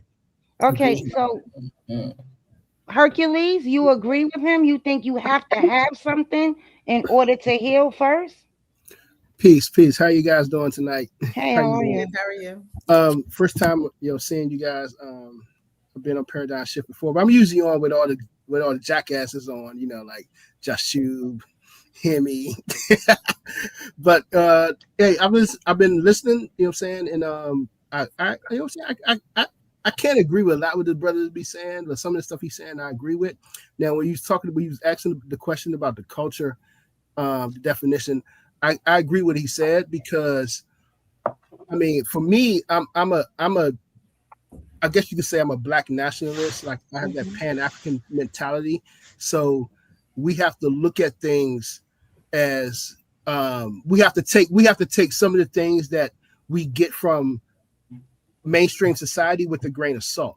You know what I'm Right. saying? Because we I think one of the main problems that because I teach myself in the public school system. One of the main problems that I think that we have is that we follow white American society and what they do. And from my studies and my research as being a black person, African people, the culture, the epistemology of African people is the complete opposite of European people. I So agree with that. doing what Europeans do, the solution to the problems that we have. I'm an Amos Wilsonist. You know what I'm saying? Amos Wilson always say, you know what I'm saying, our main problem is that we in the black community, if you track it down, you see that the main problem is us imitating white Americans. Okay, so I want to ask you the same question that I asked him. With all of the things that we've been through culturally, right, as a people here, I want to know if you prioritizing your emotions, your emotional well-being, your personal growth, the way you express yourself emotionally, are those not key points to help us heal our communities, whether you're a parent, whether you're a child, whether you're a sister, or aunt, a brother, or uncle, cousin? You get what I'm saying? People have to we have to heal ourselves before we can heal our community, and I don't think that's following European culture at Yeah, all. no. I get what you're saying, and I understand. Yes, we do have to heal ourselves, but as he said, it depends on the context that we healing ourselves in. know what I'm saying? So yes, I agree with that. All comes first, but it depends on the context that you're going to wrap it in. But the most of the things that I just expressed to you guys more than once, it's about emotionals, right? Because I hear a lot of men say that the reason why these boys are so violent is because they don't know how to control their emotions because their fathers aren't around, right? So here we go. I'm saying to you, in therapy culture, one of the two most important things is to heal that emotional well-being and learn how to express your emotions. And you guys are talking about context and wrapped up something else. And I'm talking about emotions that are directly a direct cause of quote unquote violence and crime in our community. And you guys are giving me like this baseline. I don't know. You know Yes. what? You know what a black father would tell you. You know what a black father would tell you. He'll tell you to get out your feelings. I know because I got a black father, so I know Right. a black But father will tell you to get you're out your still in feelings. your feelings, Brodie. All right, Brodie, can I Feeling your feelings. Let me. So yeah, Very emotional. Actually, I felt the exact same way, and I say this to some of the students because I teach middle school, and the kids, of course, they coming off. And one of the things that I realized years ago, when I read the book, this is a book called Black on Black Violence by Amos Wilson. He pointed out, saying the main reason that Black people commit crime is because of desires. Saying you want this desire to buy this, to buy that you don't have, and who put that desire in you. And I thought about it as a teenager. The most of the shit that I did was so I could get some Jordans, so I could buy some polo. And when I talk to the teens in the school, and I'm like, look, you out here doing shit, and the shit that they doing is just to get some materialistic object to satisfy the financial pockets of people that don't care about you. So it all comes back to the context of how your emotions, you're applying these emotions. What are you going to do with these emotions? So you have to let the kids know, you have to let the people know, yeah, you care about the emotion, you want to heal what's going on, but then you want to heal, but you want to do it also in the context of what's going on in the environment that you're living in, the environment that we're living in. We live in an anti-Black society. You know what I'm saying? So we want to heal the culture and heal our people with what I'm saying, in the context that we're living in. I mean, I get the context, but I just still think that even in the context of these children wanting Jordans or these children wanting a pair of Marys or them wanting a chain, there's still an emotional context there. So having therapy, right, can start to break some of this emotional trauma that seems to be carrying on generation after generation. Because if my whole life is rooted in trauma and I have children, those children are going to be rooted in trauma because one, I have trauma in my womb. That's why I believe that we should be financially stable before having children. But this is my point, right? This is what I'm saying, because my point was that there should be containment in place. And the reason why I say there should be containment in place is because you never know what type of breakdown somebody's going to go through when they start trying to heal and they going through they childhood traumas and going through the narrative. Black people's perception of what's abuse, of what's consent, of all these other things is completely different from once you get into what's called modern clinical psychology and the criteria that is set for these things. And unless somebody knows how arbitrary these systems are and how new these things are, they'll think with presentism that this is how things have always been, and they should judge things off of how things are and what they're expressed to be right now. And then people go through whole tirades and shutdowns and breakdowns. I was aware of this stuff and me going through that stuff, but even I went through breakdowns before. So it's like sometimes it's better for you not to go through rehashing all of your traumas, all the bad things you've gone through, trying to talk about your feelings until you're in a contained enough environment to where if you got to miss a few weeks or a few months of work, that you'll be all right. Right? People, some of the richest people in this world are the unhappiest people. And they've done all of the work and they're still unhappy because money doesn't make you happy. Now, while I understand what you're saying, right? I'm talking about basic human needs. I'm not even talking about rich. Listen. You said money, you gotta have money. While I understand what you're saying, you made me lose my train of thought. My bad. It's okay. While I understand what you're saying, Brodie, you have to know that you can, like me. I'm gonna just say this, right? I was one of those people that it's a put a H on your chest and handle it type of person, right?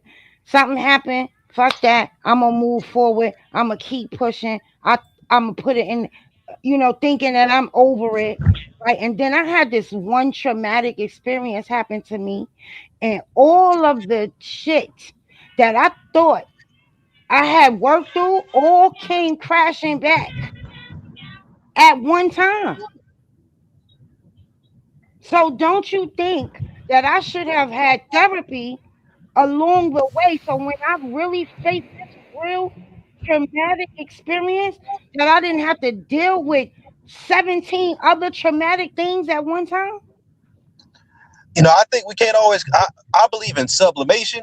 I believe in letting the steam off. I do think there's people to talk to. There's things to do. But as far as unpacking everything at once, I think there should be a certain level of financial and community insulation first. If you don't have that insulation, like as far as having a community around you and having enough money to where if you have to miss a couple days, couple weeks, couple months of work, that you'll be all right because black men can't afford to do that. Black men can't afford to be in a position and I'll say this, it's more serious for black men, most black men, because most black men don't have the ability to do what black women can do if they go through that type of experience, which is if you have somebody that you having sex with, or you got family that love you, that you still have somewhere to look up to have a little bit of help. Not every black woman has that either, but I'm just saying, if need be, it can turn to that. Now, I want to address something that was said by Hercules, right? And he was talking about how, a lot of things were done because they wanted the shoes or they wanted this or they wanted that. To me, I've always been a nonconformist in a lot of ways, and I didn't have the money to even have the taste in my mouth of doing things a certain way because I was impoverished. But I was raised with love. Because I was raised with love and impoverished, I didn't know how poor I was, right? So for me, what I eventually learned to do was, well, I had to get down to the bottom of what is this conundrum? What are these guys doing this for? And it's like, okay, well, they want some coochie? I'm like, well, I just went beeline straight to the coochie. I'm like, well, because once you learn about consent, you also learn that most men's perspective of how they go about getting women, even in the black community, or sometimes even especially in it, is inherently coercive by nature. And that if you want to apply that to modern standards, like I think a lot of black men never make it out the hood because by the time you're ready to make that jump, you got so much dirt on you that it's probably so many black men right now who, if a woman were to be honest or talk out loud about how things was in a relationship, it'd be over for them, right? Because that's how it is. Women are honest, and when women are honest, men deny their honesty. They deny what the woman is saying. A lot of men in this community. I want to say something real. I want to say something real that no one's ever probably heard before. When people say stuff like don't fuck with them white girls, it's not because the white girls are necessarily inherently evil. It's because the white woman's going to be much more likely to know what you can and can't get away with versus a black woman and be believed for it. Like there's so many black women deal with trauma and assault and fucked up situations and abuse with men all the time, but that's kind of just expected in our community, so nobody looks at it, cares about it. But if that same thing goes on with a white girl, now it's over with. Like my belief is the trick must submit. So Shannon Sharp trying to dominate this girl while he paying for it, it's like you can't pay to dominate sexually. Like that is considered great. That's considered assault. You know what I mean? People like they don't understand how serious these changes in the consent laws are. Now there's women who are Brodie, let me not cut you off. I didn't mean to cut you off, but we're coming up on almost 2 hours of this show. So Corey, do you have another question for Brodie? No, I was just listening to the show. I didn't hear you. Hercules got to ask his question. Right, no, that's why I'm trying to see if Takari had one more question. Because if not, he can drop him down. Yeah, I don't got no more questions. Okay, thank you for coming on the show, Takari. Hercules, you get to answer your question now. Yeah, he said I mean, it's for me, it's all about, your perspective and how you was raised. He said he was raised to, he was poor and he didn't think about, getting Jordans and stuff like that. And he wanted to look at it differently, how they did. I mean, I think we was all raised like that in the hood. We was all poor. We didn't have the money, and our parents, our parents couldn't afford it. As a teenager, you start looking for other ways, once you start making a way. But for me as a teenager, what I've learned, as a teenager, when I started, into that realm, once I was 16, you start going out and meeting women, and you meeting women on is that for me, it was like, hey, I grew up in the hood. I didn't want to date girls in the hood because I was poor. I didn't want to date other poor women. So I always dated girls who was more, they lived in that more affluent neighborhood, and so as I got older as an adult, I kept up with that same mentality. I've always had women who made more money than me. I was confident. I didn't care. I mean, I got through college. I got my degree because women made more money than me. They paid for my classes. I had a sister pay for the whole semester one time. I mean, because it's just that's what I like, and I gravitate towards that, and I attracted women who was in that, who had that financial stability to do that. And that was just what I like. And as a person, as going down that road in my life, but I didn't treat them bad. You know what I'm saying? I didn't disrespect them, from my perspective. But then if you ask them, they be like, that nigga was horrible. But I mean, it's I think the world that we live in this world that it creates this mentality that, you have to be this go-getter. You got to go out and get it. You know what I'm saying? Go out and get it. You got to get it. You got to make it. You know what I'm saying? Instead of a world that's just like, it just be life. But again, that comes back to Western culture. It's opposite completely from the indigenous culture. But yeah, it's just about how you was raised, and I think a lot of us was raised in the hood, and when we grew up in poverty, and we didn't want to live like that anymore, and we seek opportunities to get out. Says some of us, dealt with drugs. He said he never been to jail. I've been to jail. You know what I'm saying? I've been to prison, and it's like, yeah, somewhere you don't want to go back to. It's like, fuck, I ain't trying to go back there. Like, goddamn. So wait a minute. Let me get this straight. You dated these women from affluent neighborhoods. You went to college. They paid for your schooling, and you still ended up in prison.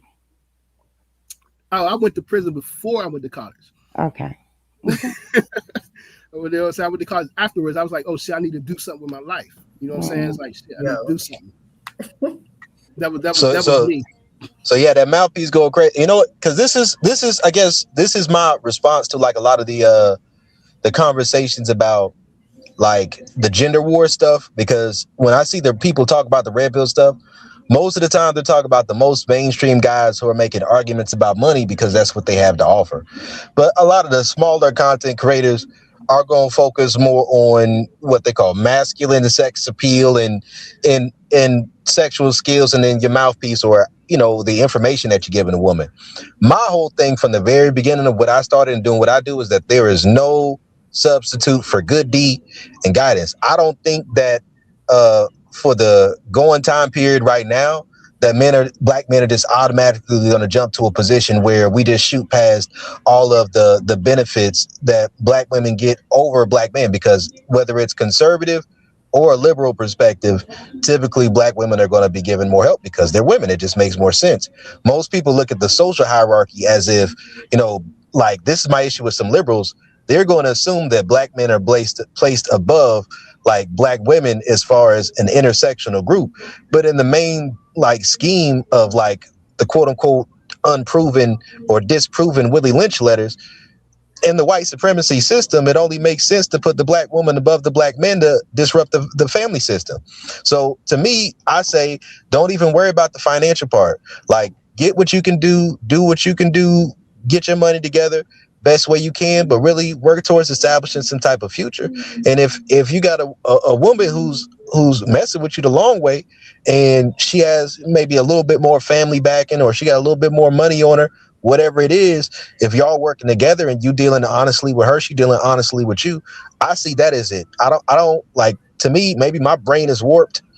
There's nothing I've ever seen like a woman legitimately just want more. I'm not trying to speak for all women. I'm just saying in my own mind, from my own perception of reality, not posting this on anyone else. I've just seen all this gender war, all the feminine. I just seen like the cervix getting hit and all the feminism getting knocked out of women. I didn't seen women who were studs get the pussy knocked on the bottom of it. Now they got sundresses on. I don't know. I understand the power of dick. Right. Okay, so let's scale back a minute, Brodie. Um, is it that they actually put women above the black man, or did women fight and do things to get where she is today? They sell y'all that lie and y'all eat it up because y'all want to feel better than us. What lie? Like, listen, this is what we got to understand. When it comes to, it wasn't just about a fight. There was programs and programming. There was programs and programming put in place. What's the give me one program and give me one form of programming. I ain't trying to get in all that stuff right now. No. You can't come up here and say these things about women on a woman's show and think you're not going to get pushback. Give me one program and one programming. I mean, he's talking about like the welfare program where black men cannot be in a house. Okay, let me check you. Well, that's not true. That's not true. Hold on. King Hercules, do you understand that was it was contingent on the state that you lived in, right? Because you can be married in one state or two states or three states and not be married in the other states. Two, do you know that no men in the house rule only lasts 4 years, right? But a black woman took the federal government to court and had it knocked down. So it was 1964 to 1968. It's the King versus Smith state. You can look that up. Case. You can look that up. Also, our elders will tell you nobody put their men out. They only hid them. Right. You saw that in the movie Claudine. So when y'all want to start bringing up these programs that weren't even initially for black women, y'all have to know what you're really talking about. Well, I'll say this right now. They're regurgitating false narratives from probably their uncle or somebody who was probably drunk off crack or something and didn't take care of his. No, I mean, I'll say this. Next time we have a conversation about it, I'll come with receipts. I didn't come with receipts for that right now. We were having a conversation. But what I'll say is this, I have receipts next time. But my thing is this right here. In the grand scheme, I remember reading the Willie Lynch letter. To me, it makes perfect sense. Although they say it's disproven, everything that I've seen in there has panned out to be true. And I don't think that stops at, just light skin versus dark skin. I think it does continue to placing the black woman over the black man. I don't think it stops there. So that's my stance on it. Like, I remember like when initiatives came up, like back in Obama's day, and I know Obama tried to do stuff, but like we have to understand the Overton window. If you're going to speak from a liberal perspective, the Overton window shifts every time a new group becomes the object of the darling of society, becomes the appeal. That's where the funding is going to go to. So when something starts, you got your period of time, then it shifts to the next group, the next group down the line. So when it's trickled, Brodie, I'm going to agree with you, right? Because in the 1980s, like 70s, around that era, before they even had programs for mothers to go and get training for jobs, they offered it to the men. And guess what happened? The men didn't go. So they ended the program through welfare, but and started to gear towards the woman and the children. I think y'all just had an easier time trusting the white man. No. They offered you programs. They offered men programs. This is a fact. And nobody went. They didn't go. They failed the program because no men showed up. Okay, and the ones that did showed up became welders, construction workers, and all of these other things to support their families. I think the bigger issue is that we live in a society that's anti-black. Well, we know this, so that's not even the argument. But when you Okay, bring up, then when y'all we bring shouldn't up be stuff arguing like amongst each welfare, other. as if the woman, like, because I went through this with another brother that was up here. Oh, they had these programs and the woman, blah blah blah. But when you start to actually peel back the layers of these programs, it didn't work the way y'all trying to spin these narratives. I'm not only talking about programs. I'm talking about this. I'm talking about. Brody. Okay, go ahead. But then the question becomes, when the brother says that, the question becomes, okay, nigga, now what? We here now. Now what? That's what the question. My premise. My bad. I tried, but my premise was mostly just about the overlapping of intersections and how whatever intersectional perspective you have, each intersection that you can overlap that makes you considered a minority, you get an extra layer of support. And if you're not actually in a financially disenfranchised position because of it, then you're at an advantageous position. That's my premise. Even if that support is just the freedom to express yourself freely and to talk bad about people, because you're technically in a position of being a double minority versus somebody's single minority. Therefore, you have the right to punch up. It's like even just what you can express and what you can do, what you can get off. But it's a sassy nigga apocalypse. We're going to learn how to do this stuff. We learning. I'm going to learn to take advantage of some programs, right? I done learned some karmic cleansing. I done figured out, since I can talk about my childhood sexual trauma, I can say faggot now. It's all like cool stuff going on now. You figure Kanye and crack the code for people. It's cool, man. We out here. It's a sassy nigga apocalypse. I think we got a little off track. We got a lot off track, right? Because about Brodie and his sassy nigga apocalypse. So we did get off track about that. So I'm gonna say, Brodie, we'll have you back, and then we can have this discussion of this programs and programming. Cause see, baby, I'm gonna take you back to the 1800s, and then you ain't gonna be able to tell me about programs and programming that. You know what I mean? So I'm talking about social support as far as. No, go ahead. King Hercules, we would love to have you back. Just set up something with DMG, and we'll have you. And I would like to say, if you have any last words for Brodie, let's say what we have to say to Brodie, and then we're gonna ask you to drop off because we are coming up on 2.5 hours, and we're gonna have to wrap this up soon. Yeah, peace. Good, pretty good, interesting conversation. I feel like, I don't know. I'm not gonna time up, but I just feel like some of the things that he was saying about relationships with black women. You know what I'm saying? I wouldn't agree with, but I just got one drink. It's just the personal. I guess it's just personal preferences and stuff like that. So it's good. Thank you for having me on, and I hope to see you guys again. And you guys have a good night. All right. We'll come back. King Hercules, we'll be back Sunday. We're here every Friday and Sunday. Yes, ma'am. So Friday is after dark, 10 o'clock. Sundays are with the Divas. This week we're doing it on a Monday, but it's usually every Sunday at 7:15, 8:15 Eastern. And hey, come back anytime. Thanks for coming. Thank you. And thank you all for tuning into another great interview here on Paradigm Shift TV 314. We out. Right. I don't got no friends. I don't got no friends. You know what I mean? I got supporters, people on my side and people on the other side.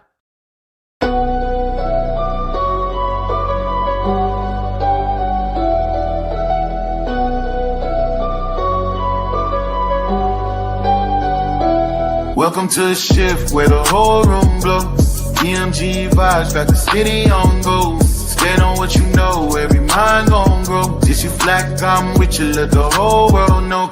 Paradigm like, yo, shine just right. Respect your view even if we don't align right. We can disagree and still keep the love tight. DMG family, we elevate the mind right.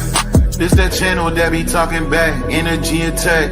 Iron sharpens iron, watch the whole league react. Competition in the building, better tighten up your facts. We ain't clones, but we still mirror how you crack under impact. Every debater work hard, spot a weak, rep fast. You live wrong, paradigm shift, and break your stance. I'm the judge, the jury, the pen, the contrast. My bars hit always like a quadruple, buying title shift, where the whole room glow. MG vibes, got the city on go. Stand on what you know, every mind gon' grow. If you black, I'm with you, let the whole world know. Paradigm light, yeah, we shine just right. Respect your view, even if we don't all align right. We can disagree and still keep the love tight. MG family, we elevate the mind right. We invite every mind, long as you stand on yours. Walking with respect, leave with open doors. Channel stay lit, views jumping off the boards. STL bounce, yeah, the spy from the source. Competitors, welcome, step up, don't fold. We don't fit pressure, we refine under load. Thoughts heavy, we press them till the truth get told. Shift so clean, it feel platinum even when it's gold. Come through correct, bring your logic and your proof. Speak your truth, just don't run from the truth. We debate with grace, that's the paradigm groove. Flow so smooth, even turbulence move. Welcome to the shift, where the whole room go. EMG vibes, got the city on go. Stand on what you know, every mind gon' grow. If you black, I'm with you, let the whole world know. Paradigm light, yeah, we shine just right. Respect your view, even if we don't align right. We can disagree and still keep the love tight. EMG family, we elevate the mind right. Where the whole go. DMG vibe, got the city on go. Stand on what you know, every mind gon' go. If you black, I'm with you, let the whole world know. Paradigm light, yeah, we shine just right. Respect your view, even if we don't align right. We can disagree and still keep the love tight. DMG family, we elevate the mind right. Welcome to the shift. DMG vibes, got the city on go. Welcome to the shift. Stand on what you know, every mind gon' grow. Welcome to the shift. If you black, I'm with you, if you black, I'm with you. Welcome to the shift. We can disagree and still keep the love tight. Welcome to the shift. EMG family, we elevate the mind right. Welcome to the shift. EMG vibe, got the city on low. With paradigm shift, keep it real for